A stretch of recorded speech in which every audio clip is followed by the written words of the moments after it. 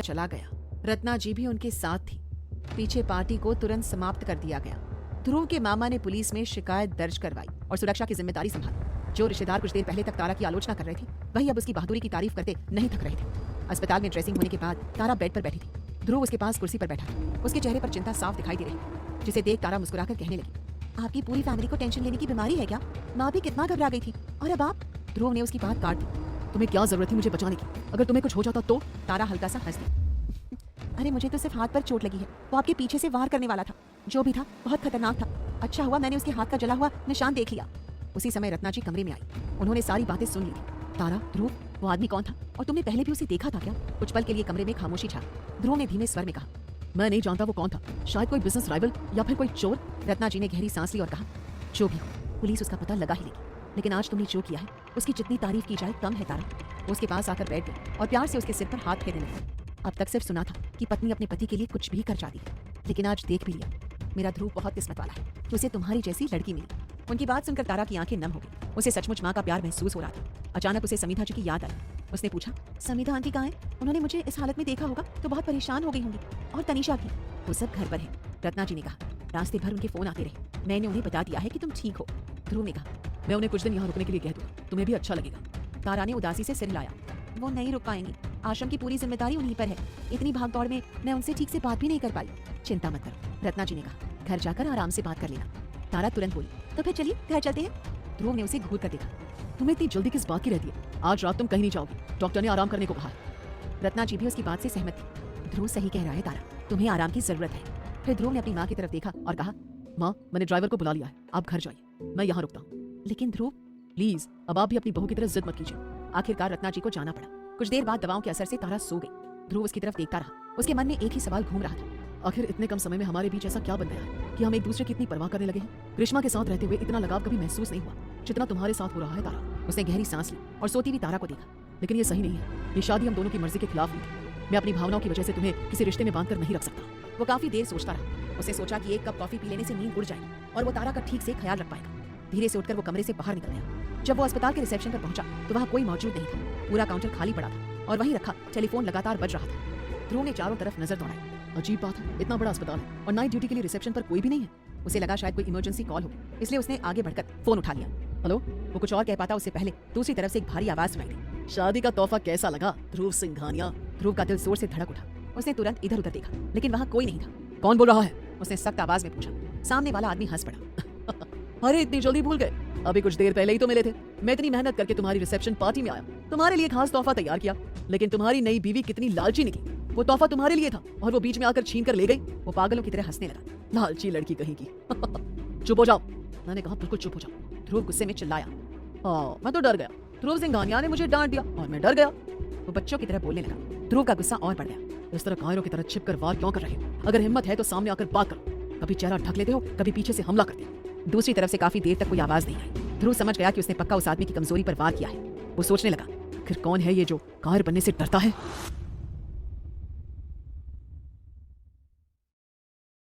मैं कायर नहीं हूँ। कुछ पल बाद वो फिर बोला, मेरी हिम्मत की बात तुम मत करो। मैं तुम्हारे सामने इतनी बार आया और तुम मेरा कुछ नहीं बिगाड़ पाए। सोचो, मैं तुम्हारे घर तक पहुंच गया और तुम्हारी बीवी का क्या हाल कर दिया। तुम कुछ नहीं कर पाए ध्रुव सिंघानिया, और कभी कर भी नहीं पाओगे। ध्रुव ने अपने दांत भींच लिए। तुम्हें मुझसे जो चाहिए ले लो, लेकिन तारा से दूर रहो। उसकी इन सब में कोई गलती नहीं है, वो मासूम है। वो आदमी हंस पड़ा। हाँ वो बहुत मासूम है, लेकिन ये मत कहो कि उसकी कोई गलती नहीं है। उसकी सबसे बड़ी गलती ये है कि उसकी शादी तुमसे हुई है। तुमसे जुड़े हर इंसान को बर्बाद कर दूंगा मैं।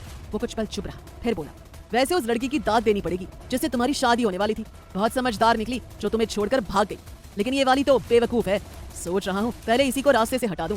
ध्रुव की सांसें तेज हो गई। उसे समझ आ गया कि इस आदमी पर गुस्सा करने या धमकी देने का कोई असर नहीं होगा। उसने खुद को शांत करके पूछा, आखिर तुम चाहते क्या हो? मैंने तुम्हारा क्या बिगाड़ा है? पहले तुम मेरे पीछे पड़े थे और अब तारा के पीछे पड़ गए हो। कुछ देर खामोशी रही, फिर वो आदमी बोला, क्या चाहते हो?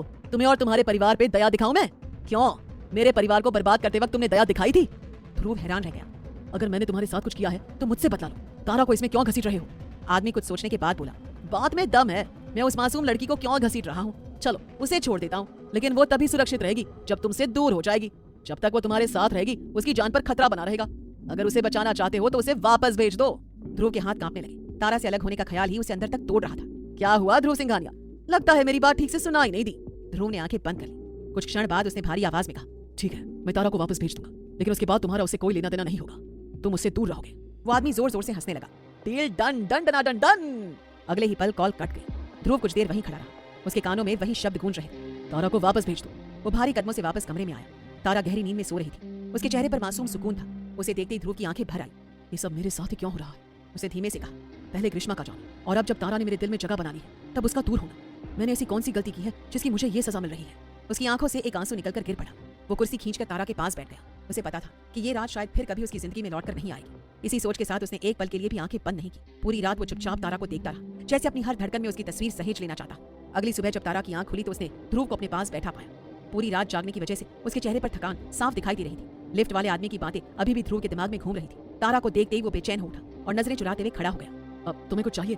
चाय या कॉफी? मैं डिस्चार्ज पेपर्स बनवाने जा रहा हूँ, अगर कुछ चाहिए तो बता दो, आते वक्त ले आऊंगा। तारा ने कुछ पल उसे गौर से देखा और फिर कहा, वो सब तो ठीक है, लेकिन आप मुझसे पूछ रहे हैं या पास पड़ी उस कुर्सी से? आपका ध्यान उधर क्यों है? ध्रुव ने तुरंत नजरें फेर कर कहा, अब कुछ नहीं, बस थोड़ा थक गया हूँ, घर जाकर मुझे भी आराम करना है। आप यहाँ भी आराम कर सकते थे, मुझे कोई बड़ी चोट नहीं लगी थी, इसके लिए पूरी रात जागने की क्या जरूरत थी? तारा ने नाराज होकर कहा। ध्रुव ने गहरी सांस ली, क्योंकि तुम मेरी एक जिम्मेदारी हो। अब तुम फ्रेश हो जाओ, मैं डॉक्टर से बात करके आता हूँ। ये कहकर वो बाहर चला गया। उसकी बात तारा के दिल में चुभ गई।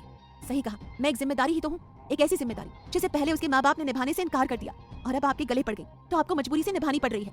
उसकी आंखें नम हो गई। समझ नहीं आता आपका कौन सा रूप असली है। रात को मेरी चोट देखकर इतने परेशान हो गए, पूरी रात मेरे पास बैठे रहे और अब कह रहे हैं कि मैं आपकी जिम्मेदारी हूँ। जब आखिर में मुझे दुख ही देना होता है तो क्या जरूरत है अच्छी बातें करके दिल जीतने की? उसने अपने जख्मी हाथ की तरफ देखा। घाव अभी भी दर्द कर रहा था, लेकिन दिल की चोट उससे कहीं ज्यादा गहरी थी। कुछ देर बाद ध्रुव डॉक्टर के साथ वापस आया। डॉक्टर ने उसका चेकअप किया और कहा, आपको दर्द और कमजोरी की वजह से तेज बुखार हो गया है मिसेस सिंघानिया। आप चाहें तो घर जा सकते हैं, लेकिन मेरी सलाह यही है कि बुखार उतरने तक यहीं रुकें। डॉक्टर की बात पूरी होने से पहले ही तारा बोल पड़ी, उसकी कोई जरूरत नहीं है डॉक्टर, मैं घर जाना चाहती हूँ, मेरे कारण इनका भी काम खराब हो रहा है। डॉक्टर मुस्कुराया, अगर ऐसा है तो मैं आपकी देखभाल के लिए एक नर्स अपॉइंट कर देता हूँ। उसकी जरूरत नहीं है डॉक्टर, मैं यहीं रुक जाऊंगा। ध्रुव ने तुरंत कहा, नहीं, मुझे हॉस्पिटल में नहीं रहना, मुझे अपनी फैमिली के पास जाना है। तारा ने जिद की। ध्रुव ने उसे घूर कर देखा और कहा, तुम्हें समझ नहीं आ रहा कि तुम्हारी तबीयत ठीक नहीं है? तुम कहीं नहीं जाओगी, मैं यहाँ हूँ और मेरे रहते किसी नर्स की जरूरत नहीं है। अब चुपचाप आराम करो। तारा ने तुरंत मुंह बना लिया, मुझे आपके साथ नहीं रहना। कभी आप इतने स्वीट हो जाते हो और कभी ऐसे घूरते हो जैसे मुझे खा जाओगे।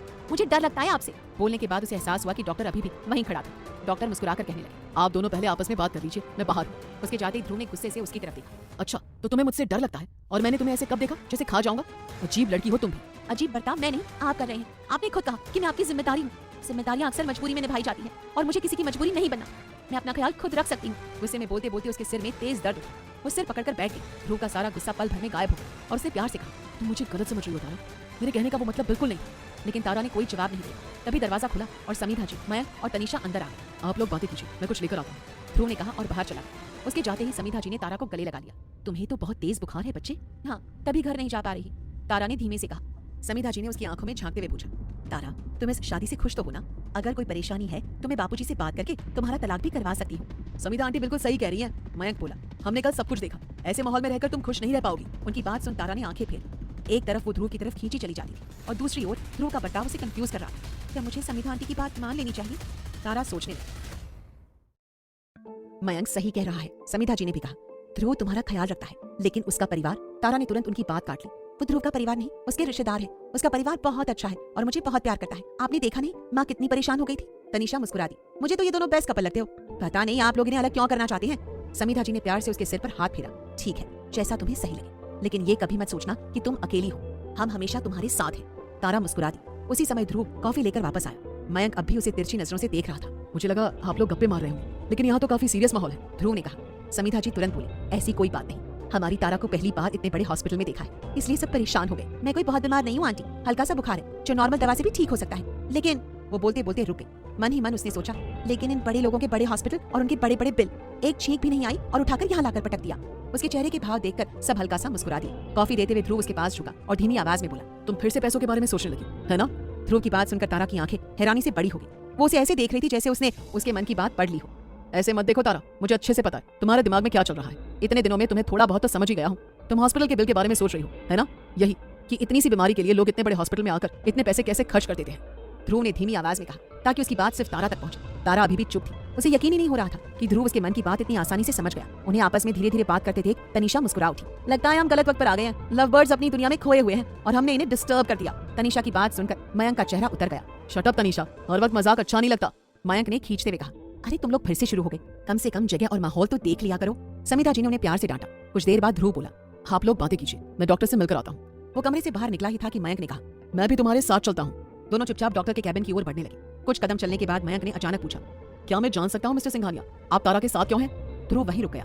एक्सक्यूज मी, शायद आपको याद नहीं कि हमारी शादी हो चुकी है। एक ऐसी शादी जिसमें दोनों खुश नहीं है और तुम्हारे परिवार के लोग हर कदम पर मुश्किलें खड़ी करने को तैयार बैठे हैं। मयंक की बात सुनकर ध्रुव की आंखों में गुस्सा उतर आया। मेरी फैमिली के बारे में एक शब्द मत कहना, वो मुझसे ज्यादा तारा की परवाह करते हैं। और तुम कौन होते हो ये फैसला करने वाले कि हम दोनों खुश नहीं हैं? मैं जो भी हूँ उससे तुम्हें कोई मतलब नहीं होना चाहिए, लेकिन अगर तुमने तारा को दुख देने की कोशिश की तो मैं तुम्हें छोड़ूंगा नहीं।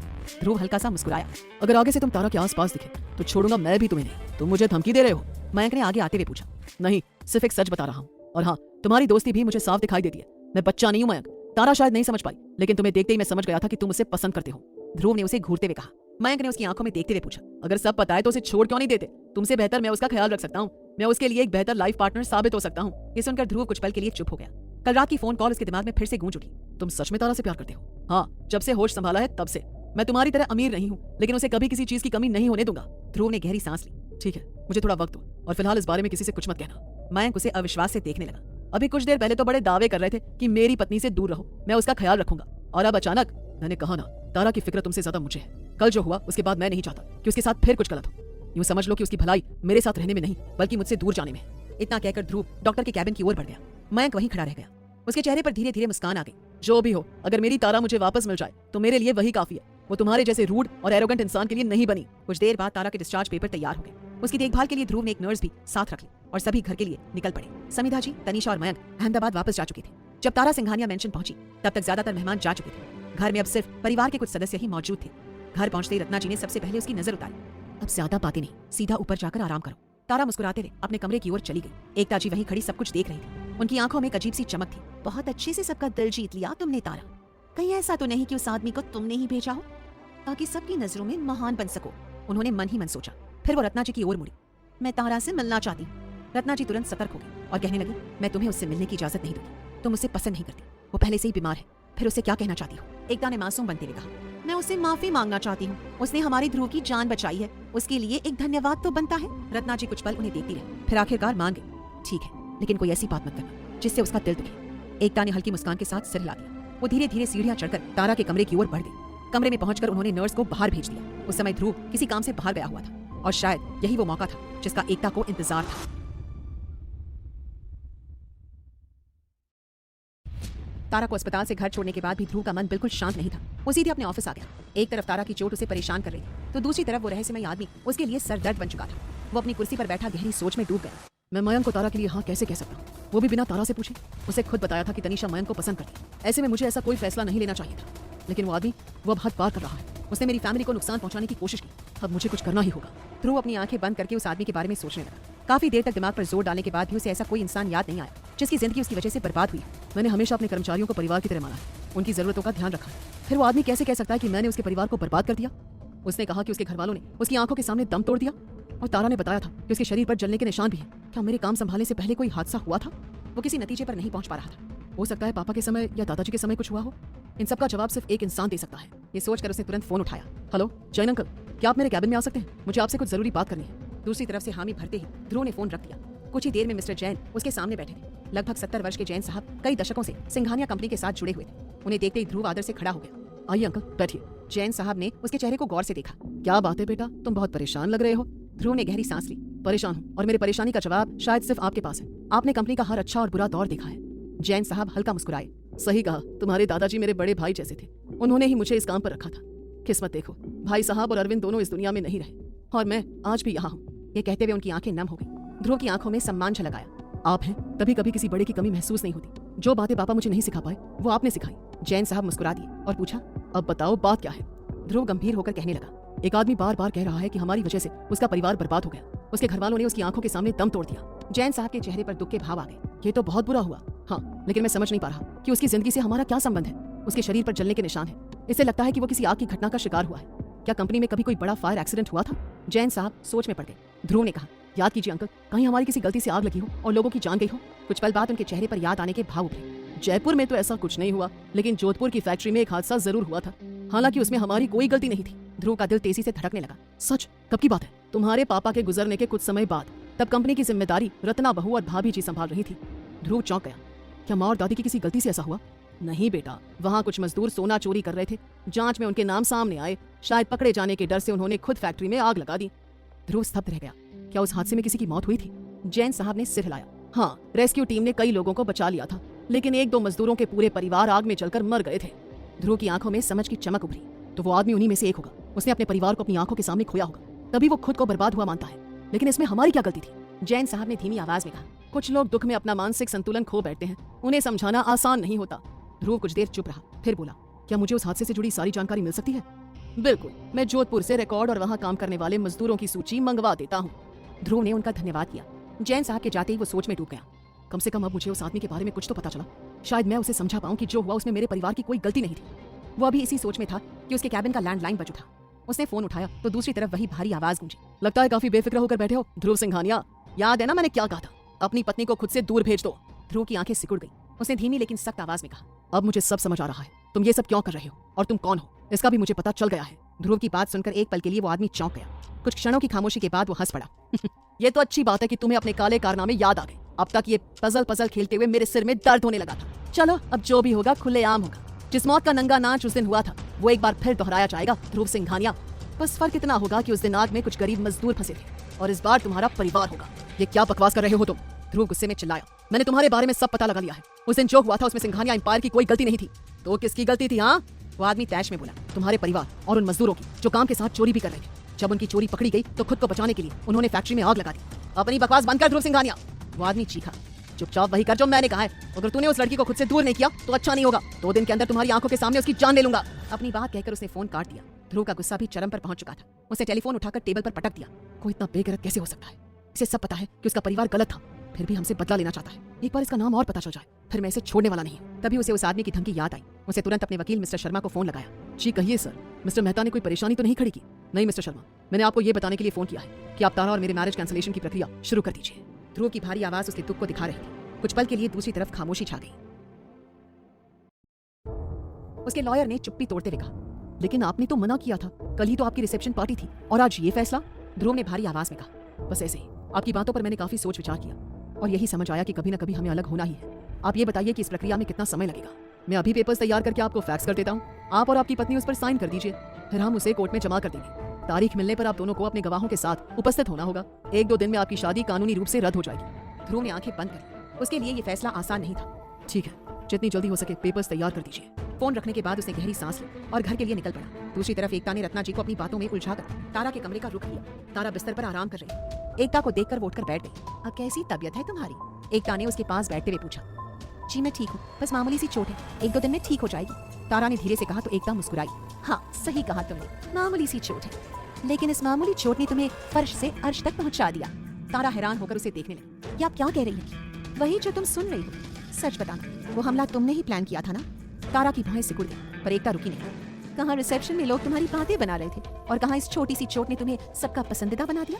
अब हर कोई तुम्हारी बहादुरी के किस्से सुना रहा है। तारा ने गहरी सांस ली और कहा, मुझे आपसे कुछ ऐसी बातों की उम्मीद थी। लेकिन एकता बोलती रही, मैं तुम्हारे मासूम चेहरे की झांसे में नहीं आने वाली। बताओ, तुम्हें कैसे पता चला कि वो आदमी ध्रुव पर हमला करने वाला था? तुम इतनी तेजी से भाग कर आई। चाहती तो उसे धक्का देकर भी बचा सकती थी, लेकिन नहीं, तुम्हें सबका ध्यान चाहिए था, इसलिए खुद को चोट पहुंचा ली। वो ताली बजाने लगी। तुम्हारे आदमी ने भी अच्छा काम किया, तुम्हें हल्की सी चोट पहुंचाई और खुद भाग गया। तारा उसकी बातें सुनकर मुस्कुरा रही थी। आंटी जी, आप तो अंतर्यामी निकली। मैंने इतनी बड़ी प्लानिंग कर ली और किसी को भनक तक नहीं लगी, लेकिन आपने एक दिन में मेरा पूरा राज खोल दिया, क्योंकि मैं तुम जैसी लड़कियों को अच्छी तरह जानती हूँ। अच्छा तो अंतर्यामी आंटी, अब मेरे साथ आगे क्या होने वाला है? एकता के चेहरे पर एक चालाक मुस्कान आ गई और उसने कहा, बहुत हवा में उड़ रही हूँ, इतना ओवर कॉन्फिडेंस अच्छा नहीं होता। उन्होंने अपने हाथ में पकड़ा झुमका तारा के सामने लहराया। ये शायद भागते वक्त गिर गया था, वैसे बिल्कुल सही हाथों में लगा है। तारा की नजर झुमके पर गई। अब घर वालों को तुम्हें बताना पड़ेगा कि बाकी के गहने कहाँ हैं। मैं ये झुमका रत्ना को देने वाली हूँ और उनसे कहूंगी कि बाकी के गहने भी तुमसे ले ले। तब क्या करोगी? तुम्हारी तो इतनी भी औकात नहीं कि उन महंगे गहनों को दोबारा बनवा सको। उस समय तुम्हारी सच्चाई सबके सामने आ जाएगी। एकता लगातार उस पर आरोप लगाए जा रही थी, लेकिन तारा के चेहरे पर अब भी वही शांत मुस्कान थी, मानो उनकी एक भी बात उस पर असर नहीं कर रही थी। लेकिन कमरे के बाहर खड़े ध्रुव ने उनकी सारी बातें सुन ली। उसका गुस्सा 7वें आसमान पर पहुंच गया। ऑलरेडी लाइफ में इतनी प्रॉब्लम्स हैं और इन्हें ये सब करना है, और बहुत हो गया। गुस्से में उसने जोर से दरवाजा खोला। अचानक उसे सामने देखकर एकता जी के चेहरे का रंग उड़ गया। ध्रुव को इस हालत में देखकर तारा भी घबरा गई। उसे डर था कि कहीं वो गुस्से में कुछ ऐसा न कह दे जिससे बात और बिगड़ जाए। वो तुरंत बिस्तर से उठकर उसके पास आ गई। ध्रुव, आप इस वक्त यहाँ क्या कर रहे हैं? आप तो ऑफिस गए थे ना? तारा ने बात बदलने की कोशिश की। अच्छा हुआ मैं सही समय पर आ गया, वरना ये तुम्हें कुछ भी कहकर आराम से चली जाती। उसने एकता जी की तरफ देखते हुए कहा, अब नजरें झुकाकर क्या फायदा एकता आंटी, जो कहना था, जो इल्जाम लगाने थे वो तो आप लगा चुकी हैं। एकता जी ने एक नजर तारा पर डाली और फिर पूरे आत्मविश्वास से बोली, अच्छा हुआ तुमने सब सुन लिया, अब मुझे सबके सामने दोबारा कुछ कहने की जरूरत नहीं पड़ेगी। ध्रुव ने खुद को शांत रखने की कोशिश की। प्लीज आप यहाँ से चले जाएं, इससे पहले कि मैं आपके साथ कोई बदतमीजी कर बैठूं और माँ को बुरा लगे। आज मैं अपनी बात साबित किए बिना यहाँ से नहीं जाऊंगी। ये कहते हुए उन्होंने अपने हाथ में पकड़ा इयररिंग निकाला। क्या किसी ने नोटिस किया कि तारा ने जो गहने पहने थे वो कहाँ है? ध्रुव ने बिना घबराए जवाब दिया, वो मेरे पास है एकता आंटी। हॉस्पिटल जाने से पहले माँ ने तारा के सारे गहने उतरवा लिए थे ताकि बाद में कोई परेशानी ना हो। लेकिन एकता जी शांत होने वालों में से नहीं थी। अच्छी बात है कि गहने तुम्हारे पास है। मैं चाहती हूँ कि तुम उनकी जांच करवाओ कि वो असली हैं भी या नहीं। इस बार ध्रुव और तारा दोनों चौंक गए। और आप ऐसा क्यों कह रही हैं? ध्रुव ने पूछा। एकता जी ने इयररिंग को फर्श पर रगड़ते हुए कहा, ये देखो, पहले तो मुझे भी यकीन नहीं हुआ कि सिंघानिया परिवार की बहू नकली गहने पहन सकती है, लेकिन फिर मुझे तारा का बैकग्राउंड याद आ गया। मैं किसी पर उंगली नहीं उठा रही, लेकिन ये जिस माहौल में पली बड़ी है वहाँ बच्चे अक्सर चोरी करना सीख ही जाते हैं। उनकी बात पूरी भी नहीं हुई थी कि तारा तैश में आ गई। वाह अंतर्यामी आंटी, आगे की कहानी भी मैं ही सुना देती हूँ। ध्रुव ने मुझे असली गहने दिए होंगे, फिर मैंने उनके जैसे नकली गहने बनवाए होंगे और असली गहने किसी को भेज दिए होंगे। चलो अच्छा हुआ तुमने अपना सच खुद ही कबूल कर लिया। तारा ने गहरी सांस ली और कहा, सबसे पहले तो आप टीवी सीरियल देखना बंद कीजिए। मुझे ये गहने कल सुबह मिले थे। अब आप अंतर्यामी हैं, लेकिन मेरे पास कोई जादुई शक्ति नहीं है कि बिना घर से बाहर निकले मैं बिल्कुल ऐसे ही नकली गहने बनवा लूं। तुम जैसे लोगों का कोई भरोसा नहीं, तुम कुछ भी कर सकती हो। दोनों के बीच बहस बढ़ती जा रही थी। आखिरकार ध्रुव ने ऊंची आवाज में कहा, बस एकता आंटी, अब आप चुप रहेंगे। उसने थोड़ा शांत होकर आगे कहा, आप सही कह रही हैं। तारा ने रिसेप्शन में जो गहने पहने थे वो नकली थे। वो असली गहनों की इमिटेशन कॉपी थी जो तारा ने खुद मुझसे मांगी थी। असली ज्वेलरी मेरे पास सुरक्षित है। दोनों उसकी ओर देखने लगे। अब जिस लड़की को लालची कह रही है, उसने ये गहने इसलिए पहने थे क्योंकि वो असली गहने संभालने से डर रही थी, जबकि वो गहने उसी के थे। अगर वो उन्हें खो भी देती तो किसी को कोई फर्क नहीं पड़ता। फिर उसने एकता जी की आंखों में देखते हुए कहा, मुझे नहीं लगता कि आपको अब कुछ और कहने की जरूरत है। मैं नहीं चाहता कि इस बात का किसी को पता चले, क्योंकि तारा का कुछ नहीं बिगड़ेगा, लेकिन आपकी जरूर बेइज्जती हो जाएगी। इस बार सचमुच एकता जी की नजरें झुक गई। उन्होंने बिना कुछ कहे गुस्से में पैर पटके और कमरे से बाहर निकल गई। उनके जाते ही तारा ने ध्रुव की तरफ देखकर कहा, क्या जरूरत थी उन्हें सब सच बताने की? जरूरत थी तारा, मैं कब से देख रहा हूँ कि जब से वो यहाँ आई है किसी न किसी बहाने तुम्हें नीचा दिखाने की कोशिश कर रही है। अगर उन्होंने माँ को सब बता दिया तो उन्हें बहुत बुरा लगेगा। चिंता मत, वो माँ को कुछ नहीं बताएंगे। तुम्हारी तबीयत ठीक नहीं है, तुम आराम करो। इतना कहकर ध्रुव ऑफिस रूम की तरफ चला गया। इन्हें क्या हो गया? ध्रुव का रूखा सूखा बर्ताव देख तारा सोच में पड़ गई। उसके जाने के बाद तारा खुद से बुदबुदाई, ये क्या बात हुई? आराम करने को कहकर खुद चले गए। दो बातें करना भी जरूरी नहीं समझा? किस इंसान को अगर अपने दिल की बात कहनी हो तो वो किससे कहे? इन दीवारों से? वो उदास होकर बिस्तर पर बैठ गई। पूरे दिन से वो अकेली थी और उसका मन बिल्कुल नहीं लग रहा था। साहित्य और साक्षी अपनी पढ़ाई में व्यस्त थे। रत्ना जी और दादी रिश्तेदारों में लगी हुई थी। उसने लंबी सांस ली। बीमार इंसान को आराम की नहीं, किसी के साथ की जरूरत होती है जो प्यार से उसका मन बहला सके, लेकिन यहाँ तो कोई नहीं है। करीब आधा घंटा बीत गया। ध्रुव अब तक वापस नहीं आया था। आखिर उससे बात करने के बहाने तारा खुद ही ऑफिस रूम में चली गई। अंदर जाकर उसने देखा कि ध्रुव अपने काम में पूरी तरह डूबा हुआ था। उसे अचानक वहां देखकर ध्रुव ने सिर उठाया और पूछा, कुछ काम था क्या? तारा ने नाम में सिर हिलाया और बिना कुछ कहे वहां लगे छोटे से बेड पर बैठ गई। वो चुपचाप ध्रुव को काम करते हुए देख रही थी। इसी बीच ध्रुव के पास लॉयर द्वारा भेजे गए मैरिज कैंसिलेशन के पेपर्स आ गए। उन कागजों को देखते ही उसके चेहरे पर मायूसी छा गई। उसने एक नजर तारा की तरफ डाली। वो उदास लग रही थी और बिना कुछ बोले एक दिशा में देखे जा रही थी। मुझे तारा की हालत ठीक नहीं लग रही, ऐसे में मुझे उससे इन पेपर्स की बात नहीं करनी चाहिए। एक दिन और रुक जाता हूँ। उसने मन ही मन फैसला किया और कागजों को ड्रॉवर में रख दिया। क्या हुआ तारा, तुम परेशान लग रही हो? उसने पूछा। तारा ने उसकी तरफ देखा। चलो, आपको इस तरफ ध्यान तो गया कि मैं परेशान हूँ? उसकी आंखों में शिकायत साफ दिखाई दे रही थी। वो लगभग 15 मिनट से वहां बैठी थी और ध्रुव का ध्यान अब तक सिर्फ अपने काम में लगा हुआ था। ध्रुव को उठा और उसके पास आकर खड़ा हो गया। लगता है तुम्हारी तबीयत अभी भी ठीक नहीं हुई, इस वजह से तुम थोड़ी रूड हो गई। नहीं, मैं इतनी बीमार नहीं हूँ, लेकिन अगर ऐसे ही इस कमरे में अकेली पड़ी रही तो जरूर बीमार हो जाऊंगी और शायद पागल भी। ध्रुव उसके चेहरे की मायूसी देखकर हल्का सा मुस्कुराया। ठीक है, चलो फिर मैं तुम्हें कहीं बाहर लेकर चलता हूँ। ये सुनते ही तारा के चेहरे पर चमक आ गई। वो तुरंत अपनी जगह से उठ खड़ी, लेकिन अगले ही पल ध्रुव को उस रहस्यमय आदमी की धमकी याद आ गई और उसका चेहरा गंभीर हो गया। तारा, ऐसा करते हैं, बाहर जाना रहने देते हैं, हम दोनों छत पर चलते हैं, खुली हवा में तुम्हें अच्छा लगेगा।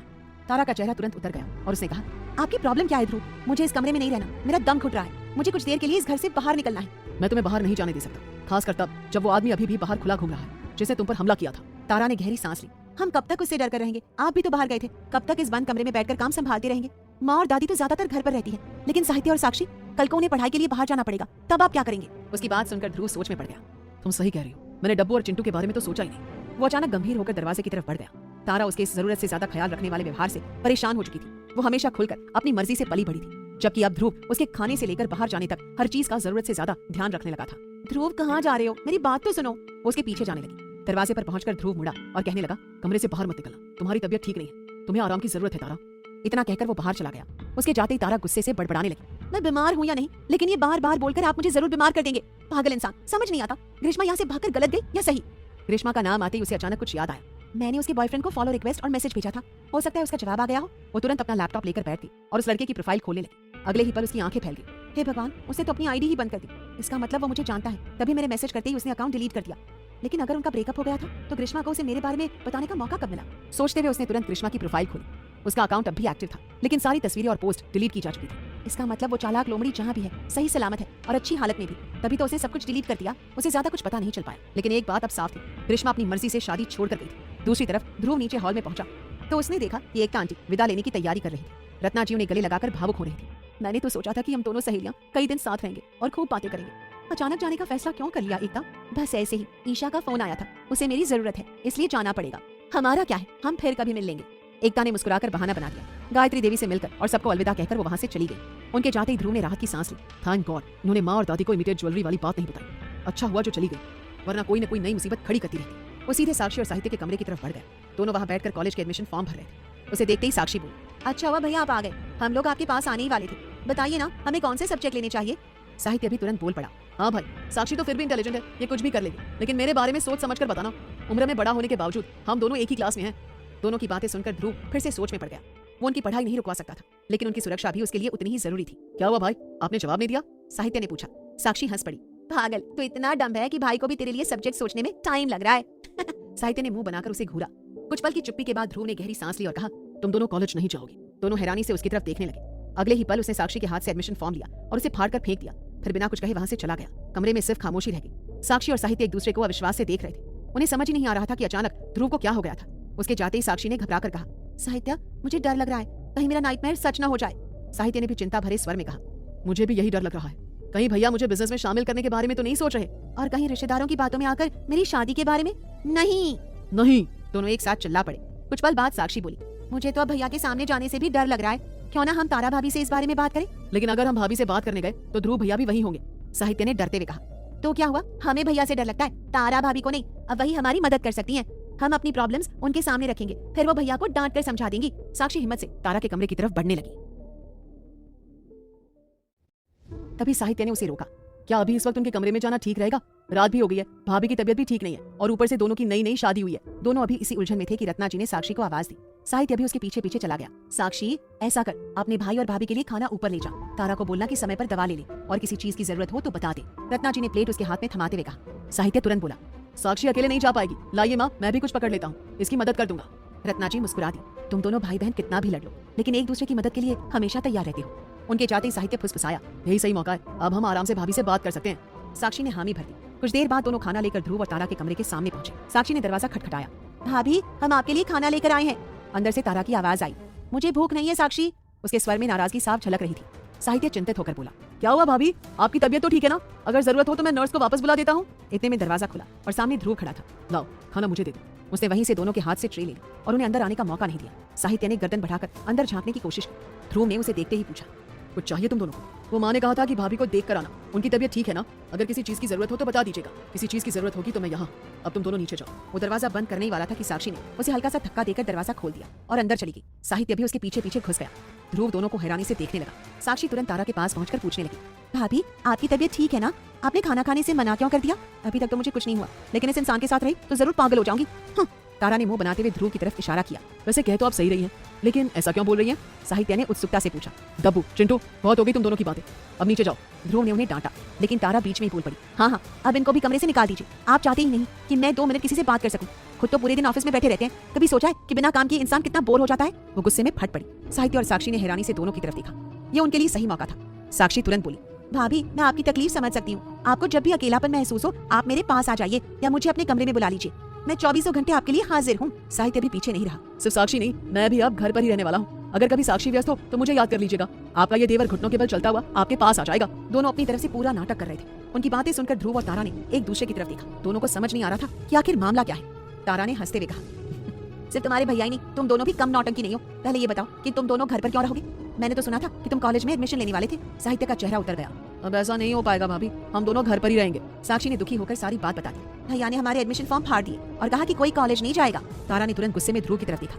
ध्रुव ने दोनों हाथ ऊपर उठा दिए। एक्सक्यूज मी, तुम मुझे ऐसे क्यों घूर रही हो? मैंने क्या किया है? पता नहीं ये दोनों क्या बकवास कर रहे हैं। मैंने कब कहा कि तुम दोनों घर पर बैठोगे? अच्छा तो फिर आपने हमारे फॉर्म क्यों फाड़े? साक्षी ने पूछा। ध्रुव हल्का सा मुस्कुराया। तुम दोनों सच में बहुत ड्रामेबाज हो। पूरी बात जाने बिना यहाँ तमाशा कर रहे हो। मैंने तुम्हें कॉलेज ना जाने के लिए कहा था, ये नहीं कहा कि तुम आगे पढ़ोगे नहीं। फिर उसने साक्षी की तरफ देखा। याद है तुमने कहा था कि तुम ट्रैवलिंग डिप्लोमा करना चाहती हो? उसे साहित्य की तरफ देखा। और तुम फोटोग्राफी करना चाहते थे? दोनों ने हैरानी से सिर हिलाया। मैंने शादी पर तुम दोनों को कोई गिफ्ट नहीं दिया था। मैंने सोचा था कि तुम्हारा एडमिशन ऑस्ट्रेलिया के कॉलेज में करवाऊं। मैंने फॉर्म इसलिए फाड़े थे ताकि नए फॉर्म भर सके। इसका मतलब ये बिल्कुल नहीं था कि तुम दोनों अपनी पढ़ाई छोड़कर घर पर बैठ जाओ। कुछ पल के लिए कमरे में सन्नाटा छा गया। फिर अचानक साक्षी खुशी से उछल पड़ी। क्या सच में? साहित्य की आंखें भी चमक उठी। मतलब हम ऑस्ट्रेलिया जाएंगे? ध्रुव मुस्कुराकर बोला। अगर तुम दोनों मेहनत करने के लिए तैयार हो तो बिल्कुल। अगले ही पल दोनों भाई बहन खुशी से चिल्लाते हुए ध्रुव के गले लगे। साहित्य ध्रुव के गले लग गया, जबकि साक्षी खुशी से तारा के गले लगी। भाभी, आपने भैया को हमें बाहर भेजने के लिए राजी किया है ना? साक्षी ने उत्साह से पूछा। तारा ने उसकी बात का कोई जवाब नहीं दिया। उसकी नजरें ध्रुव पर टिकी थी, जिसके चेहरे पर अब भी चिंता की लकीरें साफ दिखाई दे रही थी। कुछ देर बाद साक्षी और साहित्य वहां से चले गए। उनके जाते ही तारा ने धीरे से पूछा, आपने इन दोनों का एडमिशन इसलिए बाहर करवाया है ना, ताकि ये दोनों घर से दूर और सुरक्षित रह सके? ध्रुव मुंह बनाते हुए तारा को घूरने लगा। ध्रुव ने बोला, जब सब समझती ही हो तो पूछ क्यों रही हो? चलो अब खाना खाते हैं। मुझे भूख नहीं है ध्रुव, और इस वक्त खाना खाने से ज्यादा जरूरी कुछ बातें हैं। मुझे आपसे बात करनी है। तुम्हारी सारी जरूरी बातें खाना खाने के बाद होंगी। अब जल्दी से उठो। बात करते हुए ध्रुव अवन में खाना गर्म करने लगा। खाना गर्म हो गया, लेकिन तारा वहीं बैठी रही। ध्रुव ने उसकी तरफ देखते हुए कहा, जिद मत करो, जो कह रहा हूँ वही करो, वरना मैं तुम्हारी एक भी बात नहीं सुनूंगा। इस बार तारा को उसकी बात माननी पड़ी। दोनों चुपचाप खाना खाने लगे। कमरे में अजीब सी खामोशी पसरी हुई थी। खाना खत्म होते ही तारा बोली, मुझे ग्रीष्मा के बारे में कुछ पता चला है। ध्रुव ने तुरंत उसकी ओर देखा।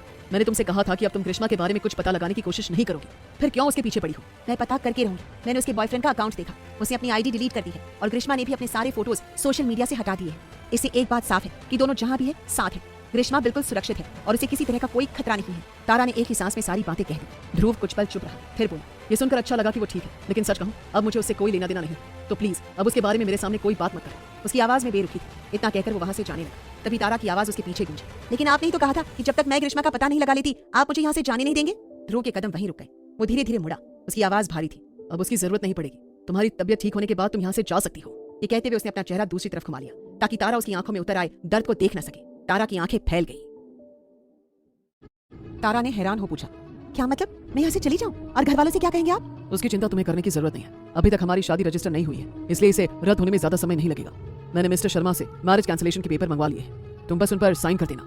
ये कहते हुए ध्रुव जल्दी से ऑफिस रूम में चला गया। कमरे में पहुंचते ही उसकी आंखों में कैद आंसू बाहर निकल आए। उसे जल्दी से पानी पिया और खुद को संभालने की कोशिश की। गॉड प्लीज मुझे तारा के सामने कमजोर मत पड़ने देना, वरना मैं कभी उसे खुद से दूर नहीं कर पाऊंगा। जानता हूँ मैं उसका दिल दुखा रहा हूँ, लेकिन मेरे पास कोई और रास्ता नहीं है। उसे दराज से पेपर निकाले और वापस कमरे में आ गया। तारा अब भी वहीं बैठी थी। उसके चेहरे पर गहरी उदासी छाई हुई थी। आप ये सब क्यों कर रहे हैं ध्रुव? उसने नम आंखों से पूछा। ध्रुव ने गहरी सांस ली। तुम बेवजह जज्बाती हो रही हो तारा, तुम्हें पता था कि एक दिन ये होना ही था। हाँ, ये बात अलग है कि सब कुछ बहुत जल्दी हो रहा है। देखा जाए तो अच्छा ही है। अगर तुम ज्यादा दिन यहाँ रहती तो सब लोग तुमसे अटैच हो जाते, फिर तुम्हारे लिए भी यहाँ से जाना मुश्किल हो जाता। वो लगातार बोलता जा रहा था, क्योंकि अगर वो चुप होता तो शायद अपने जज्बातों पर काबू नहीं रख पाता। तारा ने पेपर अपने हाथ में लिए और उन्हें पढ़ने लगी। कुछ देर बाद उसने पूछा, आपने अब तक इन पर साइन नहीं किए? अभी अभी आए हैं, टाइम नहीं मिला। पहले तुम साइन कर दो, फिर मैं भी कर दूंगा। तारा ने धीरे से सिर हिलाया। नहीं, पहले आप साइन करेंगे, उसके बाद ही मैं साइन करूंगी। आप में बहुत हिम्मत है कि आपने ये पेपर बनवा लिए। अगर आप पहले साइन कर देंगे तो शायद मैं भी अपने दिल को समझा लूं। उसने पेपर वापस ध्रुव की तरफ बढ़ा दिया। ध्रुव ने परेशान होकर कहा, तुम समझती क्यों नहीं हो तारा? मैं नहीं, आप समझिए। अचानक आपको हो क्या गया है? कभी आप मैरिज कैंसिलेशन के पेपर ले आते हैं और कभी साहित्य और साक्षी को विदेश भेजने का फैसला कर लेते हैं। आप इतनी जल्दबाजी में फैसले लेने वाले इंसान नहीं है। तारा ने जल्दबाजी में कहा, मैं कुछ नहीं चाहता, तुम्हें इन पर साइन करने होंगे। इस बार उसकी आवाज सख्त थी। तारा ने कुछ पल उसे देखा, फिर उसने धीरे से पेपर हाथ में लिए और अगले ही पल उन्हें फाड़कर टुकड़े टुकड़े कर दिया। ध्रुव स्तब्ध रह गया। तारा ने उसकी आंखों में देखते हुए कहा, जिस दिन आप में इतनी हिम्मत आ जाए कि इन पेपर्स पर साइन करके मुझे दे सके, उस दिन मैं आपसे एक बार भी नहीं पूछूंगी कि आप अचानक ये फैसला क्यों ले रहे हैं। कमरे में फिर से खामोशी छा गई। एक तरफ ध्रुव उस रहस्यमय आदमी की धमकियों के आगे मजबूर था और दूसरी तरफ तारा अपनी जिद पर अड़ी हुई थी। उनकी शादी भले ही मजबूरी में हुई थी, लेकिन अब दोनों ही कहीं न कहीं उस रिश्ते को दिल से निभाने लगे थे। एक दूसरे से अलग होने का ख्याल ही उन्हें बेचैन कर देता था। दोनों कुछ दूरी पर खड़े एक दूसरे की आंखों में देख रहे थे। तभी तारा ने नोटिस किया कि ध्रुव की आंखें नम थी। ध्रुव, भले ही हमारी शादी में प्यार नहीं है, लेकिन आप मुझे अपना दोस्त तो समझ सकते हैं। प्लीज बताइए, आपको अचानक हुआ क्या है? उसने चिंता से पूछा। अभी मुझसे कुछ मत पूछो तारा, मैं नहीं बता पाऊंगा। इतना कहकर ध्रुव ऑफिस रूम की तरफ बढ़ने लगा, लेकिन तारा ने उसका हाथ पकड़कर रोक लिया। एक मौका दीजिए ताकि मैं आपका दर्द बांट सकूं। कोशिश करूंगी कि एक अच्छी जीवन साथी न सही, कम से कम एक हमदर्द बन सकूं। उसके शब्दों ने ध्रुव के भीतर दबे जज्बातों का बांध तोड़ दिया। अगले ही पल उसने तारा को अपनी बाहों में भर लिया। पहली बार ध्रुव किसी के सामने रो रहा था। तारा घबराकर पूछने लगी, बताइए ध्रुव, क्या हुआ है? तारा, मैं पहली बार अपनी जिंदगी में खुद को इतना मजबूर महसूस कर रहा हूँ। वो लिफ्ट वाला आदमी सच कह रहा था। तारा चौंक गई। क्या सच में आपने उसकी जिंदगी बर्बाद कर दी? नहीं, लेकिन आज ही जैन अंकल ने बताया कि उसके माँ बाप हमारी जोधपुर फैक्ट्री में काम करते थे। वहाँ कुछ मजदूर चोरी कर रहे थे। जब उनकी सच्चाई सामने आने वाली थी तब उन्होंने फैक्ट्री में आग लगा दी। उस आग में उस आदमी का परिवार जलकर मर गया। उसे लगता है कि इन सब के लिए मेरा परिवार जिम्मेदार है। वो मेरे आसपास के हर इंसान को बर्बाद करना चाहता है। इसलिए मैंने साहित्य और साक्षी को बाहर भेजने का फैसला किया और कल रात उसने फोन करके कहा कि मैं तुम्हें भी खुद से दूर कर दूं। ध्रुव ने एक ही सांस में सब कुछ कह दिया। तारा उससे अलग हुई और उसका हाथ अपने हाथ में ले लिया। उसने कहा और आप मान गए? ध्रुव आप अकेले नहीं हैं, हम सब आपके साथ हैं। लेकिन तारा, हमें कभी ना कभी तो अलग होना ही है, फिर मैं तुम्हारी जान खतरे में क्यों डालूं? ध्रुव के कहते ही तारा ने उसे बताया, मैं नहीं जानती कि इस वक्त मुझे क्या करना चाहिए, लेकिन इतना जरूर जानती हूँ कि इन हालातों में मैं आपको अकेला छोड़कर कहीं नहीं जाऊंगी। ध्रुव ने खुद को संभालते हुए कहा, प्लीज जिद मत करो, इमोशनल होकर कोई गलत फैसला मत लो। इमोशनल इस वक्त मैं नहीं, आप हो रहे हैं। आपको प्रैक्टिकल होकर सोचने की जरूरत है। आप ध्रुव सिंह घानिया हैं। एक रिपोर्ट पर पूरी जयपुर पुलिस उस आदमी को ढूंढने में लग जाए। मुझे समझ नहीं आता आप किस बात का गिल्ट महसूस कर रहे हैं। उसने कह दिया कि उसकी फैमिली आपकी वजह से मरी और आपने मान भी लिया। वो थोड़ा रुकी और फिर बोली, जैन अंकल की बातों से साफ है कि उसके परिवार ने धोखा किया और खुद को बचाने के लिए आग लगाई। इसमें आपकी या आपके परिवार की कोई गलती नहीं है। ध्रुव ने उसकी ओर देखा, तुम्हें भी यही लगता है? पूरे यकीन से कह सकती हूँ, मेरी बेवकूफी की वजह से हमारी शादी हो गई, लेकिन उसके बावजूद आपने और आपके परिवार ने मुझे इतना प्यार दिया। आप लोग किसी के साथ गलत कर ही नहीं सकते। उसकी बात सुनकर ध्रुव के दिल को थोड़ी तसल्ली मिली। फिर भी मैं तुम्हारी जान खतरे में नहीं डाल सकता। मैंने समीधा आंटी से वादा किया था कि तुम्हें हमेशा खुश रखूंगा।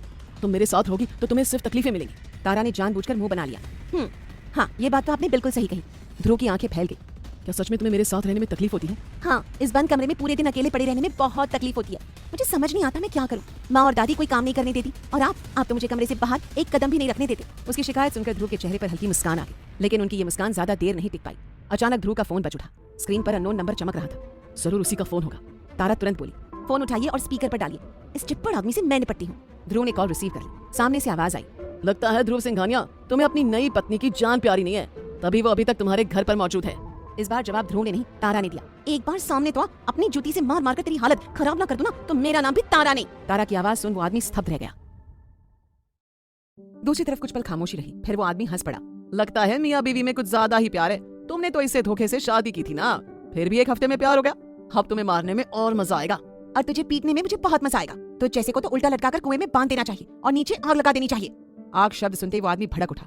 ध्रुव सिंह घानिया, अपनी पत्नी से कहो अपना मुंह बंद रखे, वरना इसे ये सब बहुत महंगा पड़ेगा, बहुत महंगा। इतना कहकर उसने फोन काट दिया। तारा ने गर्व से कहा, देखा आपने, मैंने कितने अच्छे से हैंडल किया। इन जैसे लोगों से ऐसे ही बात करनी चाहिए। ध्रुव ने सिर पकड़ लिया।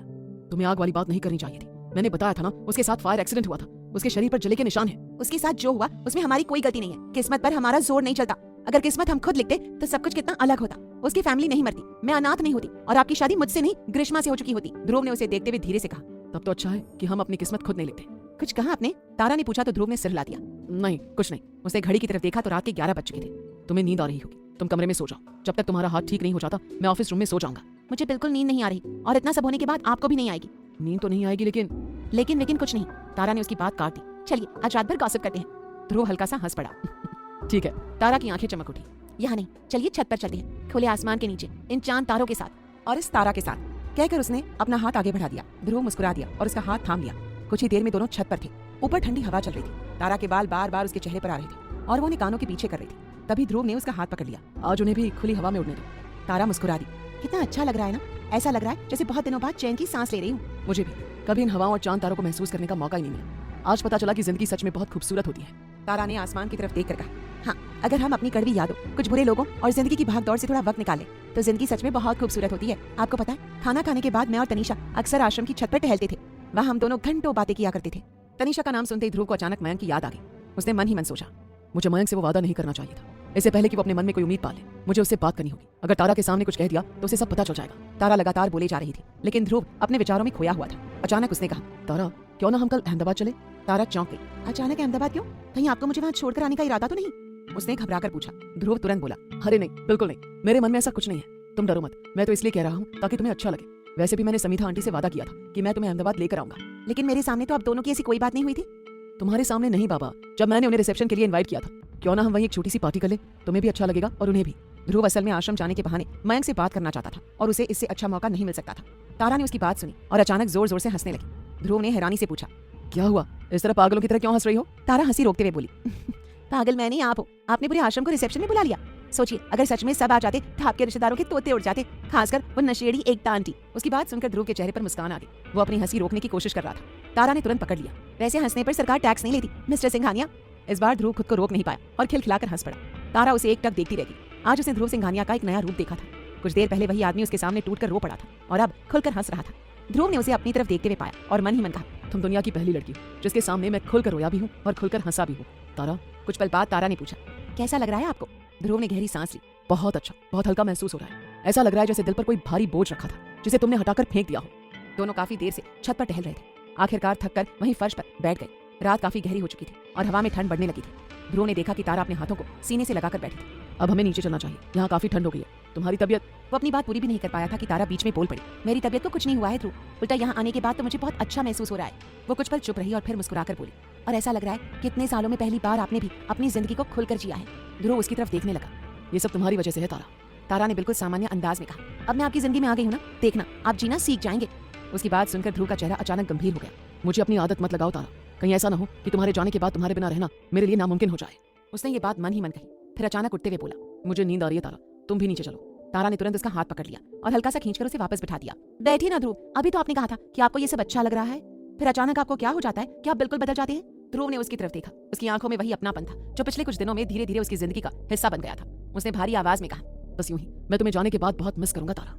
तारा कुछ क्षण उसे देखती रही, फिर धीमी आवाज में बोली, अगर आप बुरा ना माने तो एक बात पूछूं?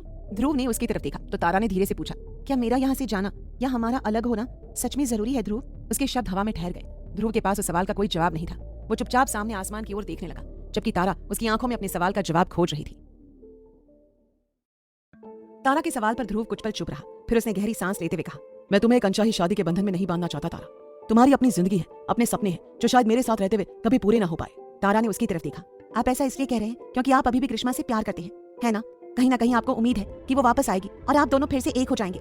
ध्रुव ने कोई जवाब नहीं दिया। उसकी चुप्पी ही तारा के लिए जवाब बन गई। आपकी खामोशी ने मेरे सारे सवालों के जवाब दे दिए हैं। इतना कहकर वो उठी और कमरे की तरफ चली गई। ध्रुव कुछ देर वहीं बैठा रहा और सोचने लगा। ऐसा कुछ नहीं है तारा, ग्रीष्मा मेरे दिल में 3 महीने में भी वो जगह नहीं बना पाई थी जो तुमने सिर्फ 1 हफ्ते में बना ली।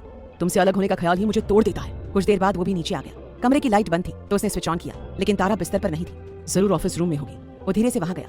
दरवाजा खोलते उसने देखा तारा सोने की कोशिश कर रही थी, लेकिन उसकी आंखें नम थी। वो चुपचाप रो रही थी। लाइट जलती तारा ने जल्दी से अपने आंसू पोंछ लिए और कहा, कुछ काम था क्या ध्रुव? मुझे नींद आ रही है। उसकी बुझी हुई आवाज सुनकर ध्रुव का दिल कस गया। वो उसके पास बैठ गया। हाँ, मुझे तुम्हें कुछ बताना है। उसे सुने बिना तुम नहीं सो सकती। कुछ पल वो चुप रहा, फिर धीरे से बोला, ऊपर तुमने पूछा था ना कि हमारा अलग होना जरूरी है या नहीं। नहीं, हमारा अलग होना जरूरी नहीं है, लेकिन क्या तुम इस रिश्ते को निभाना चाहती हो? तारा ने उसकी तरफ देखा। आप और आपका परिवार बहुत अच्छा है। ध्रुव हल्का सा मुस्कुराया। इतना कारण काफी नहीं है, मुझ में भी बहुत सारी कमियां हैं। क्या तुम इस अकड़ू सिंघानिया की मिसेस सिंघानिया बनकर रह पाओगी? ये कहते हुए वो उसके सामने घुटनों के बल बैठ गया। तारा की आंखें नम थी, लेकिन होठों पर मुस्कान थी। उसने धीरे से हाँ में सिर हिला दिया। ध्रुव के चेहरे पर राहत दिखाई दी। उसने अपना हाथ आगे बढ़ाया। तो चलो आज इस रिश्ते की शुरुआत दोस्ती से करते हैं। आम लोगों की जिंदगी में पहले दोस्ती होती है, फिर प्यार और उसके बाद शादी। हमारे केस में सब उल्टा हुआ है। पहले शादी हुई, अब दोस्ती कर लेते हैं। आगे जो होगा देखा जाएगा। तारा मुस्कुरा दी। उसने भी अपना हाथ आगे बढ़ाया और उसकी दोस्ती स्वीकार कर ली। अब जब आप दोस्त बन ही गए तो मेरी भी कुछ शर्तें हैं। तारा की बात सुन ध्रुव ने भौं उठाते हुए कहा, लेकिन कौन सा दोस्त अपने दोस्त को आप कहकर बुलाता है? तारा हंस पड़ी। मैं तुम्हें तुम कहूंगी तो बहुत अजीब लगेगा। जब तुम्हें मुझ पर गुस्सा आता है तब तो तुम मुझे तुम ही कहती हो। उसकी बात सुनकर तारा फिर हंस दी और कहने लगी, अच्छा ठीक है, मेरी पहली शर्त, तुम मुझसे कोई बात नहीं छुपाओगे। डन। दूसरी, जब भी मुझे बाहर जाना होगा तुम मुझे अपने साथ लेकर जाओगे। ठीक है। ध्रुव ने सिर हिलाते हुए कहा। तो तारा ने अगली शर्त बताई, और मेरी पसंदीदा जगह पर खाना भी खिलाओगे। ध्रुव ने तुरंत कहा, बाकी सब ठीक है, लेकिन स्ट्रीट फूड नहीं। तारा ने उसके हाथ पर हल्का सा मुक्का मारा। तुम बहुत बुरे हो। देखो तुम कहना शुरू भी हो गया।